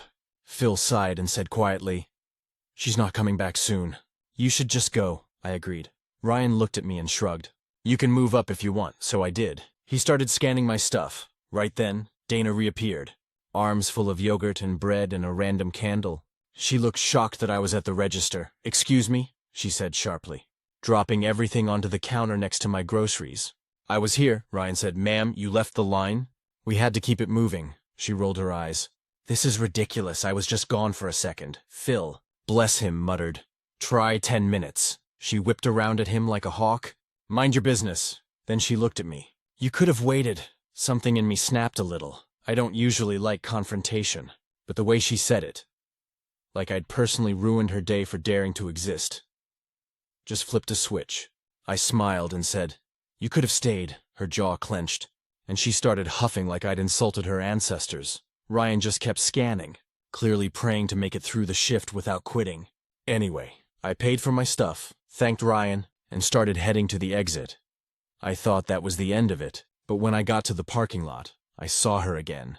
She was parked 2 rows over from me, still muttering under her breath while loading her trunk. Then, because apparently she's the type of person who needs to be the villain in everyone's story, she shoved her empty shopping cart directly into the middle of the parking spot next to her, and drove away. Didn't return it, didn't even glance back. Now, normally I would have just shaken my head and moved on, but maybe because I was still irritated, or maybe because of the sheer entitlement radiating off this woman, I decided to do something a little petty. I grabbed that cart, and I rolled it right behind her car, not touching it, just close enough that when she tried to back out later, she'd have to get out and move it herself. Then I pushed another stray cart from the side of the lot and placed it behind her too, a nice little barricade of mild inconvenience. Phil happened to be walking by with his own groceries and saw what I was doing. He grinned. Petty-level expert, I said. I just want her to think about her life choices for a second. He laughed, gave me a salute, and drove off. I didn't expect to see the fallout, but as fate would have it, I was still loading my car when Dana came back out. Apparently she'd forgotten yet another bag at the register. She opened her trunk, tossed it in, then climbed into her driver's seat and started to back out. She stopped immediately. I watched her head turn left, then right. Then she threw the door open, stepped out, and saw my little cart barricade. The look on her face was priceless. A mix of outrage and confusion. Like she couldn't comprehend how the universe could do this to her. She marched to the back of her car, grabbed the first cart, and shoved it aside with way more aggression than necessary. Then she saw the second one and actually yelled, "What the hell?" I swear I had to bite my lip not to laugh. She ended up having to walk both carts all the way back to the corral. It took maybe 3 minutes, but from her reaction, you'd think she was being forced to dig a ditch by hand. When she drove off, she glared at everyone around her like one of us was going to confess to the crime. I just waved. She didn't wave back. I figured that would be the end of it. But a few days later, I stopped by the same store again. And Ryan, the cashier from before, recognized me. He was laughing before I even got to the register. "You won't believe what happened after you left," he said. Apparently, Dana had called the store manager to complain that she'd been treated unfairly, and that someone vandalized her vehicle by putting shopping carts near it. She even demanded they check the security cameras. The manager did check them, and guess what? The footage clearly showed her shoving her own cart into a parking spot, leaving and me calmly moving it behind her car. No damage. Nothing malicious. The manager apparently told her, "Ma'am, that's what happens when you don't return your cart," Ryan said. She stormed out again, swearing she'd never shop there again. I told him, "So I made the store a better place?" He grinned. "Honestly, yeah. She used to come in all the time and give everyone hell. Nobody's seen her since. It's wild how something so small, one moment of petty justice in a grocery store parking lot, can ripple outward." I didn't set out to make a point or get revenge. I just wanted to remind someone that the world doesn't revolve around them. I know it's a small thing, but in a time when everyone's rushing, snapping, cutting corners, and forgetting basic decency, maybe a little inconvenience is exactly what some people need. And to this day, every time I return my cart, I do it with a little extra satisfaction, because somewhere out there, Dana's probably still wondering who put those carts behind her car. Update: I never thought I'd see her again. But the grocery cart saga somehow came full circle. I didn't expect anything to come of that silly parking lot moment. Honestly, I told a few friends about it, laughed, and moved on. But life has a funny way of throwing you little sequels when you least expect them. A couple of months after Cartgate, I was doing another grocery run. Different day, same store. I'd made a habit of going early on Saturday mornings when the aisles are quiet. The bakery smells like heaven, and the only people there are retirees and parents trying to beat the chaos. I was halfway through grabbing stuff when I heard someone call my name. It was Ryan, the cashier from before. He waved me over to his register. "You won't believe who's back," he said with a grin that was way too mischievous for 8A. I blinked. No way. He nodded toward lane 6. And sure enough, there she was, Dana, same sunglasses, same aura of mild inconvenience radiating from her entire being. But she looked different. Her hair was shorter. She had on sneakers instead of heels. And her cart wasn't overflowing this time, Ryan said. She's been coming back for a couple weeks now, quieter though. Doesn't yell at anyone anymore. I wasn't sure whether to be impressed or suspicious. Anyway, I kept shopping. When I eventually lined up to check out, fate, or karma, or whatever, decided to have some fun with me. The line behind me was full, and the only open lane, lane 6, Dana's lane, I figured. Whatever. It's been months. She probably doesn't even remember me. I started unloading my stuff, and I could feel her glance at me a few times. It was subtle, but I caught it. Then, halfway through bagging her groceries, she turned and said, "You were here a few months ago, weren't you?"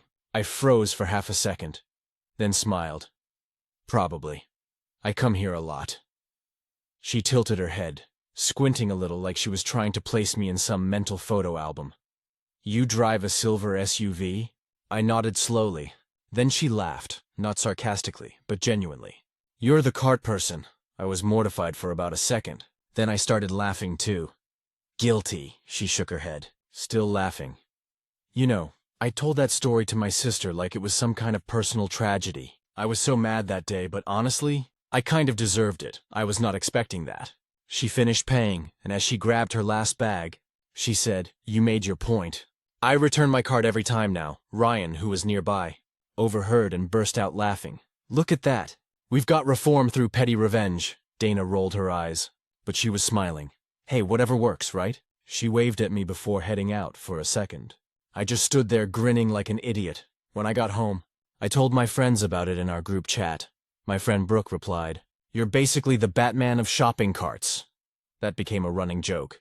Every time someone in our group saw an abandoned cart, they'd text me a photo with a caption like, "Where are you when we need you, Cartman?" Then one of my coworkers, Trevor, told the story at a happy hour a few weeks later. And someone recognized it. Turns out Ryan had posted about it on Reddit a while back under RR Petty Revenge.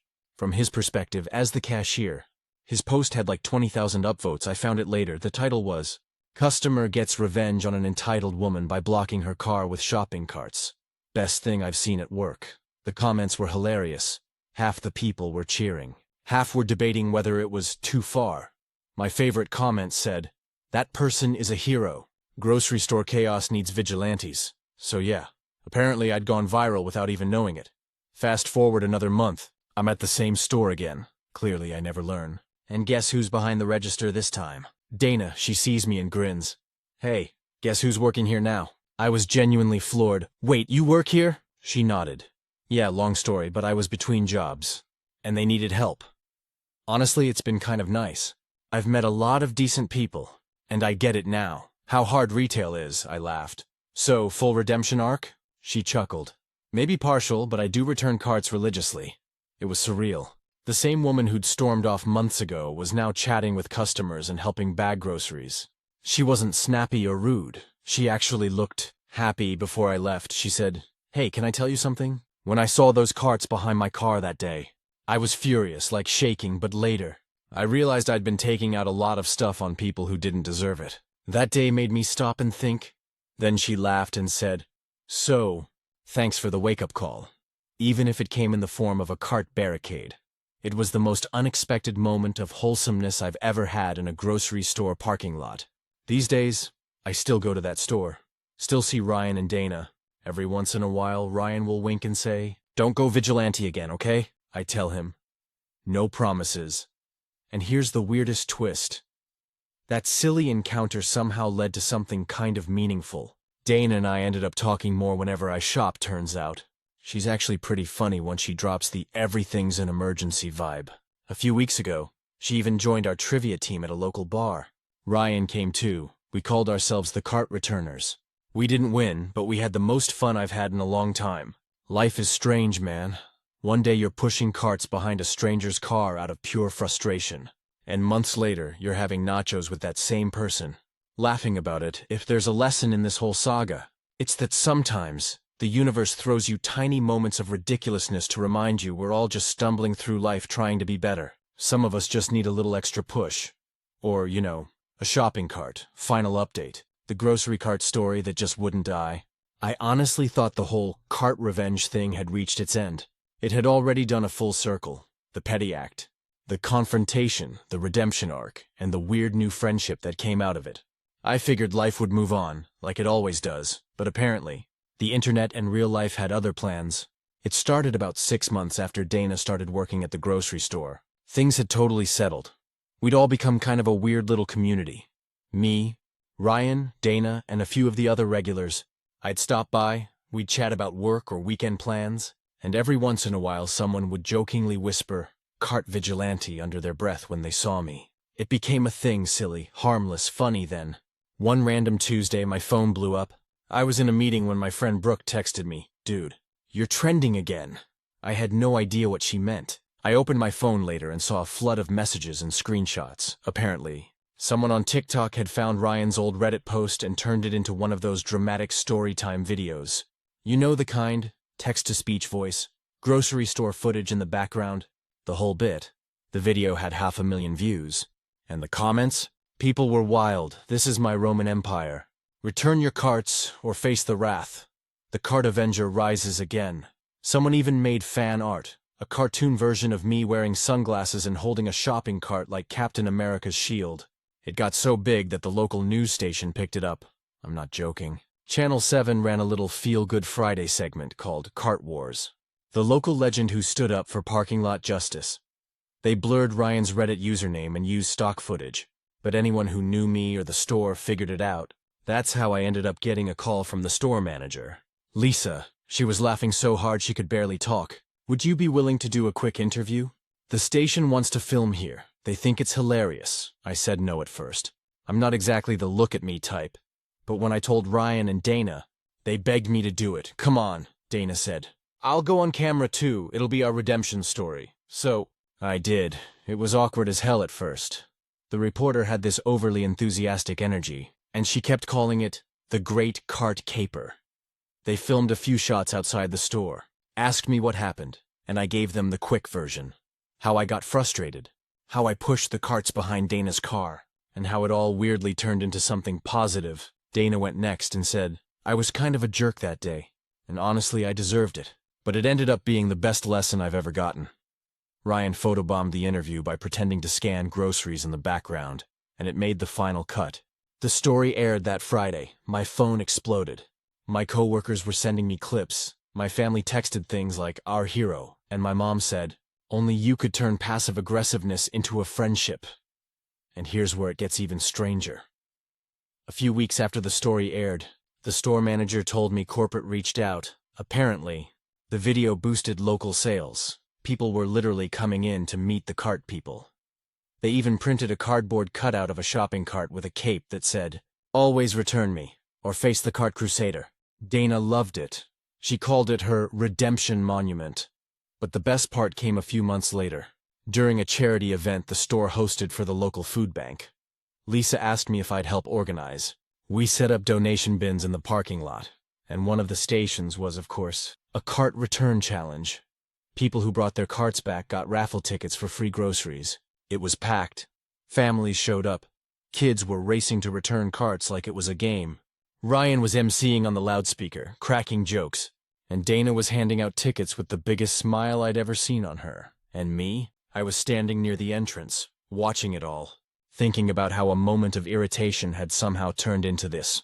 People laughing, donating, doing something kind. At one point, an older woman came up to me, maybe mid-60s, soft-spoken, the kind of person you instantly like. She said, "You're the cart guy, right?" I nodded, a little embarrassed. She smiled and said, "Thank you for reminding people to be decent again. Sometimes it takes something silly to make a point." That one got me a little teary. When the event wrapped up, Dana and I sat on the curb near the cart corral. Tired but happy, she said, "You realize if you hadn't done that petty little thing months ago, none of this would have happened?" I laughed. "Yeah, but you also wouldn't have called me the cart vigilante in front of the news cameras." She nudged my shoulder. "Admit it, you love it." "Maybe I do. It's been about a year now since it all started." Dana still works at the store, and she's honestly thriving. She got promoted to assistant manager last month. Ryan moved to a new city for school, but we still text memes every now and then. I'll see someone at the store quietly returning a cart with a little grin, like they're in on the joke. Sometimes they'll whisper, "Cart Crusader," like it's a secret password. It's funny how something so small, an impulsive act of frustration in a parking lot, can ripple outward and turn into something genuinely good. I don't think I'll ever live it down, and that's okay. Because if my legacy is that a few more people return their carts and think twice about how they treat others in public, that's not the worst thing to be remembered for. The other day, Dana texted me a photo. It was a random cart sitting in the middle of a parking spot. The caption said, "Your people still need you," I replied. Once a cart crusader, always a cart crusader. Stories number 12. My neighbor built a fence 2 feet onto my property, and it turned into a nightmare I didn't see coming. I bought my house in 2018. It's a modest single-story home in a quiet neighborhood just outside of Columbus, Ohio. Nothing fancy. But it was mine. I saved for years to afford it, and I was proud of it. I've always been the type who likes things neat and orderly. Fresh-cut grass, clean driveway, clear property lines. So when I moved in, one of the first things I did was pay for a survey, just to know exactly where my boundaries were. Everything was fine for years. My next-door neighbors at the time were an older couple, the Parkers, who kept to themselves. We'd wave when taking out the trash, exchange Christmas cards, that kind of thing. No drama, no noise, no trouble. Then they sold their house last year to a guy named Brad. Brad was in his late 30s, maybe early 40s, divorced, loud, and one of those guys who treats every weekend like it's a tailgate party. He moved in with his teenage son, Ryan, and within a week there were beer cans in the recycling bin, a half-disassembled motorcycle in the driveway, and music blasting from his garage at all hours. Still, I tried to be neighborly. I brought over a six-pack and said welcome to the neighborhood. He seemed friendly enough, charming in that cocky, overconfident way. But I could tell right away he was the kind of person who liked to push limits just to see what he could get away with. A few months later, I came home from work to find Brad and a buddy of his digging post holes along our shared property line. I walked over and asked what was going on. He said, "Putting in a fence, Ryan wants a dog, and I figure it'll help with privacy." I told him that was fine, but mentioned that the survey I had done showed the property line ran a little farther over. I said, "If you want, I can grab my paperwork so we can double-check." He waved me off. "Don't worry about it, man. I measured it out. I'm not over the line." That made me uneasy. I said, "You sure?" "Because I've got the survey from when I bought the house, and I don't want there to be any confusion later." He smiled and said, "Relax, I'm not trying to steal your land. It's just a fence." So I let it go. For the moment, a few days later, the fence went up. It was one of those tall wooden privacy fences, 8 feet high, dark brown stain. It looked decent enough, but something about it felt off. The alignment didn't look right. From my patio, it was clear the posts weren't sitting where the old property markers were. Out of curiosity, I pulled out my survey again. Then I measured it myself, twice, sure enough. The fence was about 2 feet onto my property. Not just a few inches, 2 feet. I was pissed, but decided to handle it calmly. I walked over that evening and said, "Hey Brad, I double-checked the measurements and it looks like your fence is sitting about 2 feet into my property." He laughed. "There's no way I use Google Maps, man. It's spot on." I stared at him, trying to figure out if he was joking. Google Maps isn't accurate enough for property lines. I've got the official survey from a licensed surveyor. He just shrugged. Whatever. It's staying where it is, not moving a whole fence over 2 feet. That was the moment I realized I was dealing with a real jerk. I told him, "You're literally trespassing onto my land. You can't just build something on it because you feel like it," he said. "If it bothers you that much, go ahead and call somebody." So I did. I contacted the county property office, explained the situation, and sent them my survey. They confirmed what I already knew. The fence was indeed over the line. They said my options were either to file a complaint with code enforcement or take it to civil court. Before doing that, I tried one more time to handle it peacefully. I brought over the documents, laid them out on his porch, and said, "Brad, this is the survey. These are the official markers. I really need you to move the fence." He didn't even look at them. "You're being ridiculous. It's a couple feet. No one cares but you." That's when I snapped, "It's my land, I paid for it. You don't get to take any of it." He smirked and said, "Guess we'll see what the county says." Then he went back inside. I filed a formal complaint with zoning enforcement the next day. They came out, verified the measurements, and told him he had to move the fence or face fines.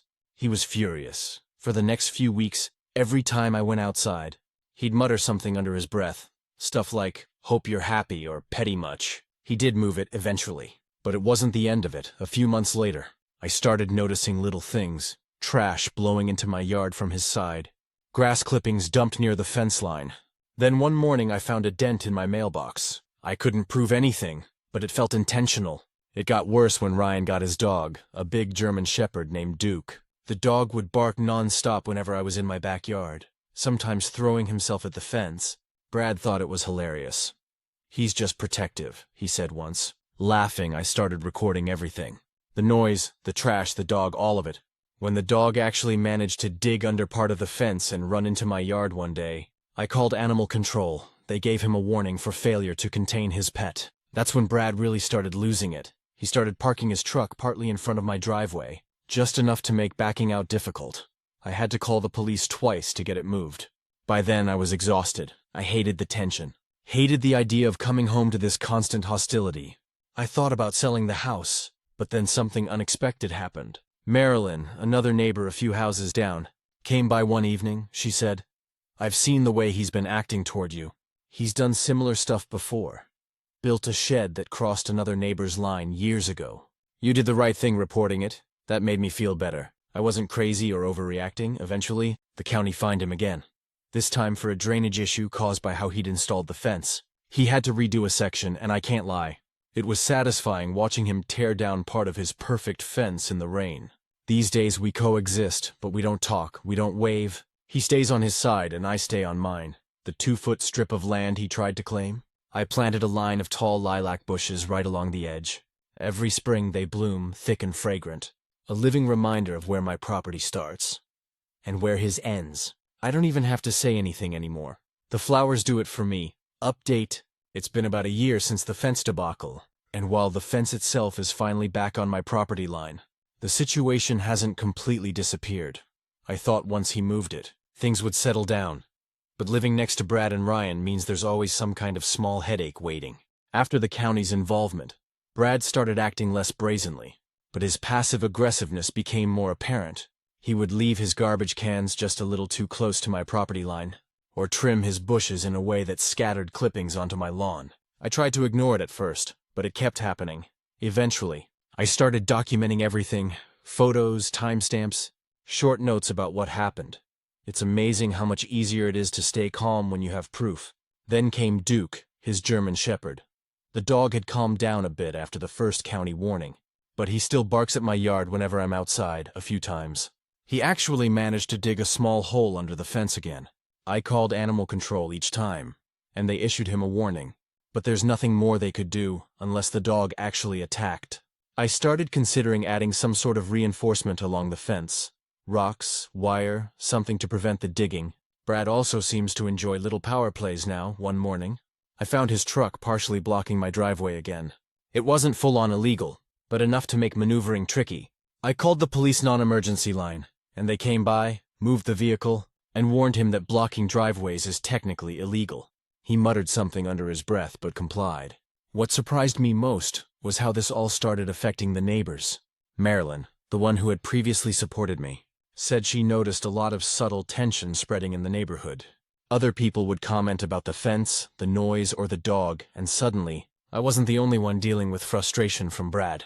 It was validating in a weird way. I wasn't overreacting. I also learned more about dealing with property disputes. I called a local real estate lawyer to get advice on what I could do if he tried to push boundaries again. I didn't want to escalate to court unless absolutely necessary, but it was good to know my options. He explained that documenting everything, keeping surveys handy, and involving the county were all the right steps. Knowing that I was prepared gave me a sense of control I hadn't felt before. Over the summer, I finally decided to take proactive steps to protect my property without confrontation. I planted a line of thick shrubs along the property line, something taller than the fence that also makes it visually clear where my land ends. I also reinforced the base of the fence with chicken wire to prevent Duke from digging again. It was a little labor-intensive, but every time I looked at it, I felt a sense of peace. My land, my rules. Interestingly, since I made these changes, Brad's behavior has mellowed a bit. He still grumbles occasionally, And sometimes Ryan yells at Duke when he barks at my yard, but there's a noticeable decrease in passive-aggressive antics. It's like he finally realized I'm serious about boundaries. On my side, I've learned a lot. I used to think being neighborly meant always smiling and waving, even if someone was overstepping. Now I know that respect for boundaries is the ultimate neighborly behavior. You can be friendly and polite without letting someone encroach on your property, or your peace of mind. The fence is finally where it should be. The shrubs mark the line clearly, and for the first time in months, I can enjoy my backyard without worrying about another land grab or confrontation. I even invited Marilyn over for coffee one morning, and she said, "I'm so glad you didn't let him get away with that." I laughed and said, "Yeah, lesson learned, be firm, or someone will take advantage." At this point, I've accepted that living next to Brad and Ryan means occasional annoyances, but nothing serious. I feel confident handling any future problems because I've got documentation, boundaries, and a little extra protection along the fence line. The 2 feet they tried to steal, they're mine, solidly. And anyone who tries anything will know immediately that I mean business. It's a small victory, but after months of stress and tension, it feels huge. Final update. It's been nearly 2 years since the fence drama started, and I can finally say that things have mostly settled. The fence is still exactly where it belongs. The shrubs I planted along the line have grown thick and tall, and Duke, the German Shepherd, has learned to mostly stay on Brad's side. Though he still barks occasionally when I'm outside, Brad and I no longer talk unless it's absolutely necessary. The truck blocking incident hasn't happened again since the last police warning, and he seems to have realized that I won't back down if he pushes boundaries. Ryan's gotten a little more responsible too. I've overheard him telling his dad to keep the dog under control when it comes near the fence, so at least some lessons have been learned. What I didn't expect was how the whole situation changed the neighborhood dynamic. Several neighbors told me privately that they appreciated how I handled the fence situation. One of them, Karen, who lives across the street, said, "Honestly, I was nervous about talking to you about the fence, but seeing how calm and prepared you were made me realize I should have been more careful with my property lines too." I also got more confidence in handling conflicts in general. Before this, I tended to avoid confrontation. Even when I was in the right, now, I make sure to document everything, communicate clearly, and stand firm without being rude. It's amazing how empowering that feels. Over the summer, I hosted a small block party. Brad came with Ryan, and there was some initial tension, but I didn't let it bother me. The kids played together, people chatted, and for the first time, the fence line issue didn't even come up. It felt like a genuine reset. I even got a thank you from Brad. He said, "Thanks for letting us enjoy the party. I guess we needed to see the bigger picture." I nodded. No apology, no grudges, just acknowledgement. I also made a few small improvements to my property that reinforce my boundaries without being aggressive. Besides the shrubs, I added solar lights along the fence line and a low stone border. It's aesthetically pleasing, clearly marks the line, and doesn't create tension. People can't claim ignorance anymore. And it's my quiet little victory, on a personal level. This whole experience taught me that being firm doesn't make you rude, and standing up for your rights doesn't make you the villain. I still wave at Brad occasionally, keep the conversations short and polite, and let the shrubs and fence do the talking. But I no longer feel anxious about property disputes. I've learned how to balance politeness with firmness, and it's a relief. Sometimes I sit in my backyard in the evenings, watch the sun set behind the lilac shrubs I planted, and feel proud, not just because of the fence, but because I defended my home and my peace of mind without letting the situation escalate into something ugly. I've learned that preparation, clear communication, and staying calm under provocation are more powerful than anger or confrontation. And honestly, every time Duke barks from his side of the fence, I just smile. It's a reminder that boundaries work, and so does persistence. The property is mine, the peace is mine, and my home finally feels like exactly that. My home. Stories number 13. My stepdaughter called me the replacement. When I married my husband, I thought I understood what I was signing up for. I knew he had a daughter. I knew she was struggling with the divorce. I knew there'd be moments where I'd have to take a step back, give space, and let things unfold slowly. What I didn't expect was how much it would hurt when she finally said the words, I think she'd been holding back since the day she met me. I'll start from the beginning. I met Nathan 4 years ago. He was a single dad, recently divorced, trying to balance work and fatherhood. His daughter, Emily, was 13 at the time, She lived with her mom, Julie, most of the time, but spent weekends and holidays with Nathan when I met him. He was still a little raw from the separation, but he was kind and grounded. We took things slow. When I first met Emily, she barely looked at me. She was polite enough, said hi, shook my hand, but the distance was obvious. She'd sit on the far end of the couch when I was around, avoid eye contact, and keep her headphones in. Nathan kept telling me, "Give her time, she's been through a lot." And I did. I tried. I'd ask her about school, her art projects, her favorite shows, mostly. She'd shrug or give one-word answers, sometimes, if I mentioned something she liked, like the band she was into or a book series she loved. Her face would soften a little. Those tiny cracks of connection kept me trying. Over the next year, things slowly improved. Emily would occasionally laugh at one of my jokes. She'd help me bake cookies or hang out while I cooked dinner. We weren't close, but we were civil. I told myself that was progress. Nathan and I got married last year. It was a small backyard wedding, just close friends and family. Emily was one of the bridesmaids, though I could tell she wasn't thrilled about it. She smiled for photos, but the energy was off. I figured she just needed time to adjust. The real breaking point came a few months after the wedding. It was one of those chilly fall weekends when she stayed with us. Nathan had gone out to run errands, and Emily and I were home alone. I thought it might be nice to try and do something together. Maybe decorate pumpkins, or make chili. She was sitting at the kitchen table, scrolling through her phone, and I said, "Hey, I was thinking we could paint pumpkins later, if you want." She didn't look up, just said, "I'm fine." I tried again. "Or we could go grab a coffee and walk around the park. It's nice out." That's when she finally looked at me. Her expression was hard cold. She said, "You don't have to pretend you know." I blinked. "Pretend?" She put her phone down and said, "You don't have to act like you're my mom. You're just the replacement." It felt like someone had punched the air out of me. I didn't know what to say. I just stood there holding a mug, staring at this 14-year-old who had just cut me straight to the bone. I took a slow breath and said, "I'm not trying to replace your mom. Emily, I know she's important to you. I just want to have a good relationship with you." She rolled her eyes. "Yeah, well, that's not going to happen. You're just here because my dad doesn't want to be alone." That one hurt worse than I expected. I didn't yell, I didn't cry. I just nodded and said, "Okay," and walked out of the kitchen. When Nathan got home later, I told him what happened. His face went pale. He said, "I'll talk to her," but I stopped him. I didn't want to make it worse. I told him to just let it go for now. But that night, while he was putting dishes away, I could hear him quietly talking to her in the living room. His voice was gentle but firm. I didn't hear her response, but I could tell it didn't go well. For the next few weekends, Emily barely spoke to me. She'd go straight to her room, only coming out for meals. When I tried to make small talk, she'd answer with clipped phrases. I told myself it was just teenage attitude, but deep down, I knew it wasn't. Then, one night in December, I walked into the living room and found something that broke me a little. Emily had left her sketchbook open on the couch. She's an amazing artist, really talented. On the open page, she'd drawn a family portrait. Her mom, her dad, and her... They were all smiling, and then on the far right, almost erased but still faintly visible, was me, drawn with a big X over my face.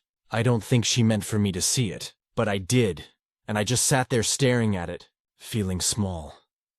That night, I cried in the shower so Nathan wouldn't hear me. I kept thinking, what did I do wrong? I hadn't tried to take her mother's place. I'd gone out of my way not to. I just wanted to be someone she could trust. A safe adult who cared about her. But she saw me as an invader. In January, things hit a boiling point. Nathan had a business trip for 3 days, and Emily stayed with me because Julie was out of town. I was nervous, but I thought maybe it could be a chance to reset. The first day went fine. Quiet. Awkward, but manageable. The second day, she came home from school in tears. I asked what was wrong, but she just said, "Nothing." I didn't push. Later that night, I heard her crying in her room. I knocked and asked if she wanted to talk. She didn't answer. I left her alone the next morning. She came into the kitchen while I was making breakfast. She looked tired and pale. She said quietly, "You told Dad what I said, didn't you?" I nodded slowly. I had to. He needed to know. She looked down, and for a second, I saw something shift in her expression. Not anger, just exhaustion. "Mom said you would," she muttered. I asked what she meant. She said, "She told me you'd make everything sound worse than it was. That you'd try to turn Dad against her." That's what replacements do. And suddenly, it clicked. This wasn't just teenage resentment. It was something being fed. Julie had never been outright hostile to me, but she'd been distant, cold, at school events or drop-offs. She'd give polite smiles, but never small talk. I figured she was just keeping boundaries, but hearing Emily say that, I realized her mom had probably been planting seeds of mistrust from the start. I didn't know what to say. I just said softly, "I'm not here to take your mom's place. Emily, I'm just someone who loves your dad. That's it." She didn't respond, but she didn't storm off either. The rest of the week was quiet. When Nathan got back, she barely talked to either of us. But something changed a few weeks later. It was a random Saturday afternoon. I was in the kitchen when Emily came up behind me and said, "Hey." I turned around surprised. "Hey," she hesitated, then said, "I'm sorry for what I said before about the replacement thing." I was so stunned I almost dropped the dish I was holding. I said, "You don't have to apologize." "But thank you," she shrugged. "I was just mad. I didn't want things to change," I said. "I get that. Change is hard." Then she added quietly, "You're not really a replacement. You're just different." It wasn't much, but it was everything. Now, months later, we're still figuring things out. It's not perfect. There are still days when she's distant or moody, but there are also days when she'll show me her art or ask for help with her hair, little things. Nathan says she's starting to talk about me more at her mom's house. Not always positively, but not hatefully either. Progress is progress. Sometimes, I still think about that day in the kitchen. How much those words stung. But I've learned that sometimes the cruelty of a teenager isn't really about you. It's about fear, confusion, and loyalty pulled in too many directions.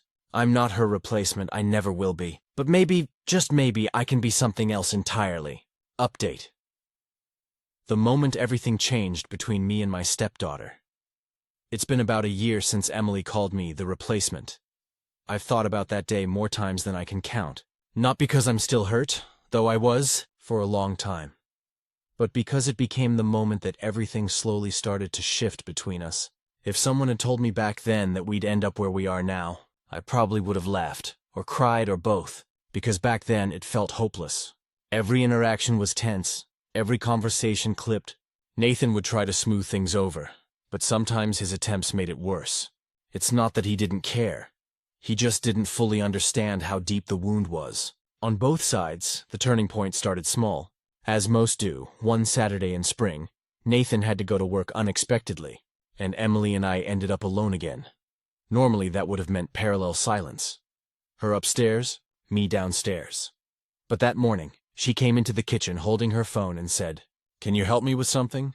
She was trying to bake cupcakes for a school fundraiser and had managed to turn the batter into a cement-like blob. I laughed, not in a mean way, just genuinely. And she cracked a little smile. We fixed it together, and by the end, she had frosting on her nose and I had flour in my hair. For the first time, we actually laughed together. It was small, but it was real. From there, things began to thaw. She'd start joining me in the kitchen when I cooked. We'd talk about random stuff, movies, school, teachers she didn't like. Sometimes she'd mention her mom, and I'd just listen. I never said anything negative about Julie, even though I had my suspicions about how she'd influenced things between us. I wanted Emily to see that I wasn't competing. Then, one afternoon in June, she asked if I'd drive her to the art store. She wanted new sketch pens. I said sure. It was the first time she'd asked me to do something one-on-one. On the drive there, she played DJ, scrolling through Spotify until she found a playlist she liked. It was mostly indie stuff, soft guitars, dreamy vocals. At one point she said, "Mom hates this kind of music." I asked, "What about your dad?" She shrugged. "He says it makes him sleepy." Then she looked out the window and added quietly, "You're the only one who doesn't complain." It was said so casually, but it nearly made me tear up when we got home that night. She showed me a drawing she'd done. It was a quiet scene of a kitchen with two people baking. One was a tall figure, her dad, I think, and the other was smaller, hair tied up, smiling. She'd drawn me. I didn't say anything about it, but I kept that drawing. It's still pinned to the fridge over the summer. She spent more time with us than usual. Julie had started dating someone new and was traveling a lot. That was complicated for Emily. She didn't talk about it much, but I could tell it made her uneasy. She'd sometimes show up at our house without warning, suitcase in hand, and just say, "Mom's out of town." We always made space for her.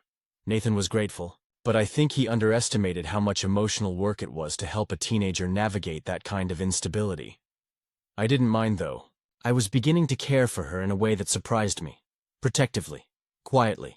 Like she'd carved out a place in my heart without either of us realizing it. Then came August, her 15th birthday. Nathan had planned a little party for her, just family and a few friends. Julie was supposed to come but canceled last minute, citing work. Emily tried to pretend she didn't care, but I saw the disappointment in her eyes. After everyone left that night, she was sitting on the porch, picking at the ribbon from one of her gifts. I brought her a slice of cake and sat next to her. She said softly, "You didn't have to do all this," I said. "I wanted to." She was quiet for a minute, then said, "Mom used to throw me big parties when I was little. But ever since the divorce, it's just been smaller. I think she doesn't like celebrating with Dad's side anymore," I said. "Divorce makes things complicated for parents too. But none of that has anything to do with you," she nodded, then looked at me and said, "I used to hate you." The honesty hit me like a wave. She went on, "I thought you ruined everything, that you took him away from us. Mom made it sound like you were trying to replace her. But you didn't." She swallowed hard, looking down. "You just made him happy again. And that made me mad because I thought if he didn't miss Mom anymore, he wouldn't miss me either." I didn't even realize I was crying until she noticed. She looked up, startled, and said, "Oh my God." "Don't cry," I laughed through it. "I'm not crying." "You're crying," she grinned. "Just a little." Then she said, "I'm glad you're here." That's when something broke open between us. In the best way, from that day on. Things were different. She'd text me when she got good grades. She'd send me memes. We started watching a show together every Sunday night. The walls she'd built finally started to come down. And then this fall, she asked me something that nearly undid me. She said, "Would you come to my art show at school? You don't have to, but it'd be nice if you did." Of course I went. When I got there, she was standing by her display, a series of sketches that showed family moments. There was one of her and her dad fixing a leaky faucet, another of her and me baking cookies, and one of all three of us sitting on the couch, watching a movie. Olive, our dog, curled between us. Under the drawings, she'd written "Pieces of Home." After the show, she hugged me. Not a quick, polite hug, a real one. The first one she'd ever initiated. Later that night, Nathan told me she'd called her mom afterward and told her, "I think I have two families now. It's not bad.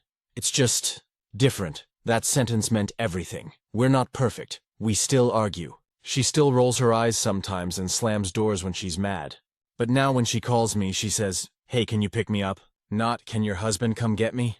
That small change says more than any apology ever could. A few weeks ago, I found something in her sketchbook again. This time, it was a drawing of me, her and Nathan, no X's, no empty space, just us, sitting at the kitchen table, laughing. I didn't cry this time.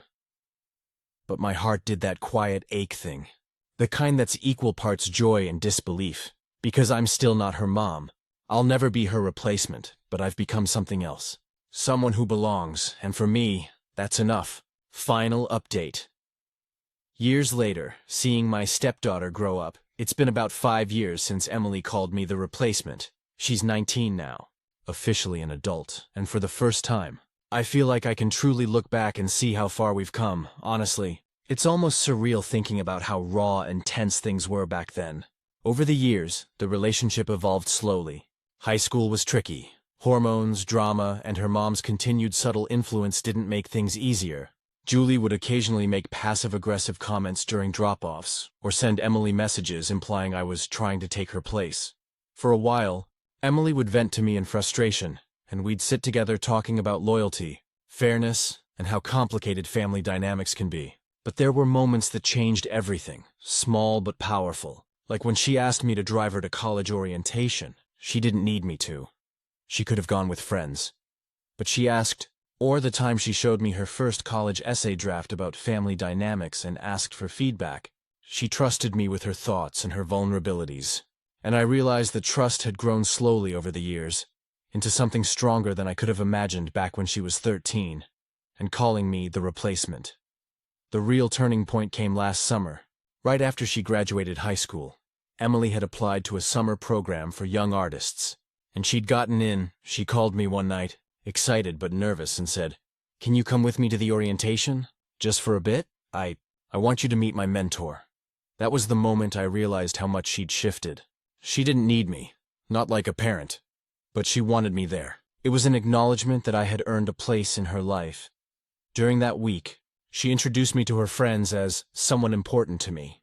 She even joked with one of her classmates.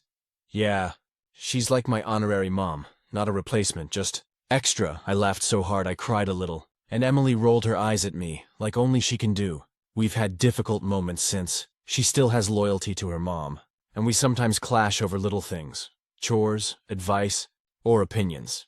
But those conflicts are different now. There's respect and love behind them.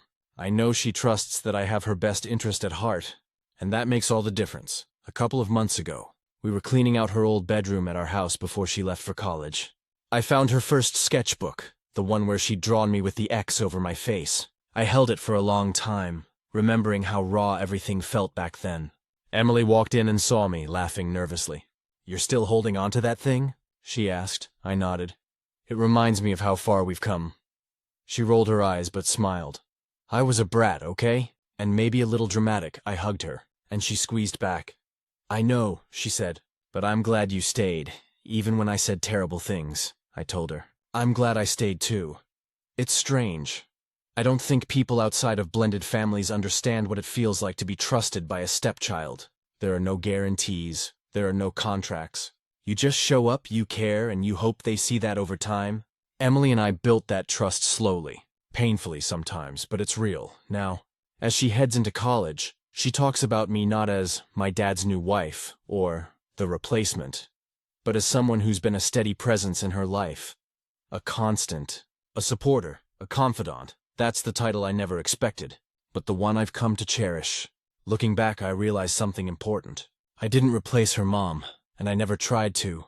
I became a companion in her life, a person she could lean on when she needed someone different than her mom or her dad, and that distinction made all the difference. We still laugh about the early days, especially the replacement comment. She'll tease me about it, sometimes bringing it up during visits or in texts, and I tease back, reminding her that it took a lot of patience on my part.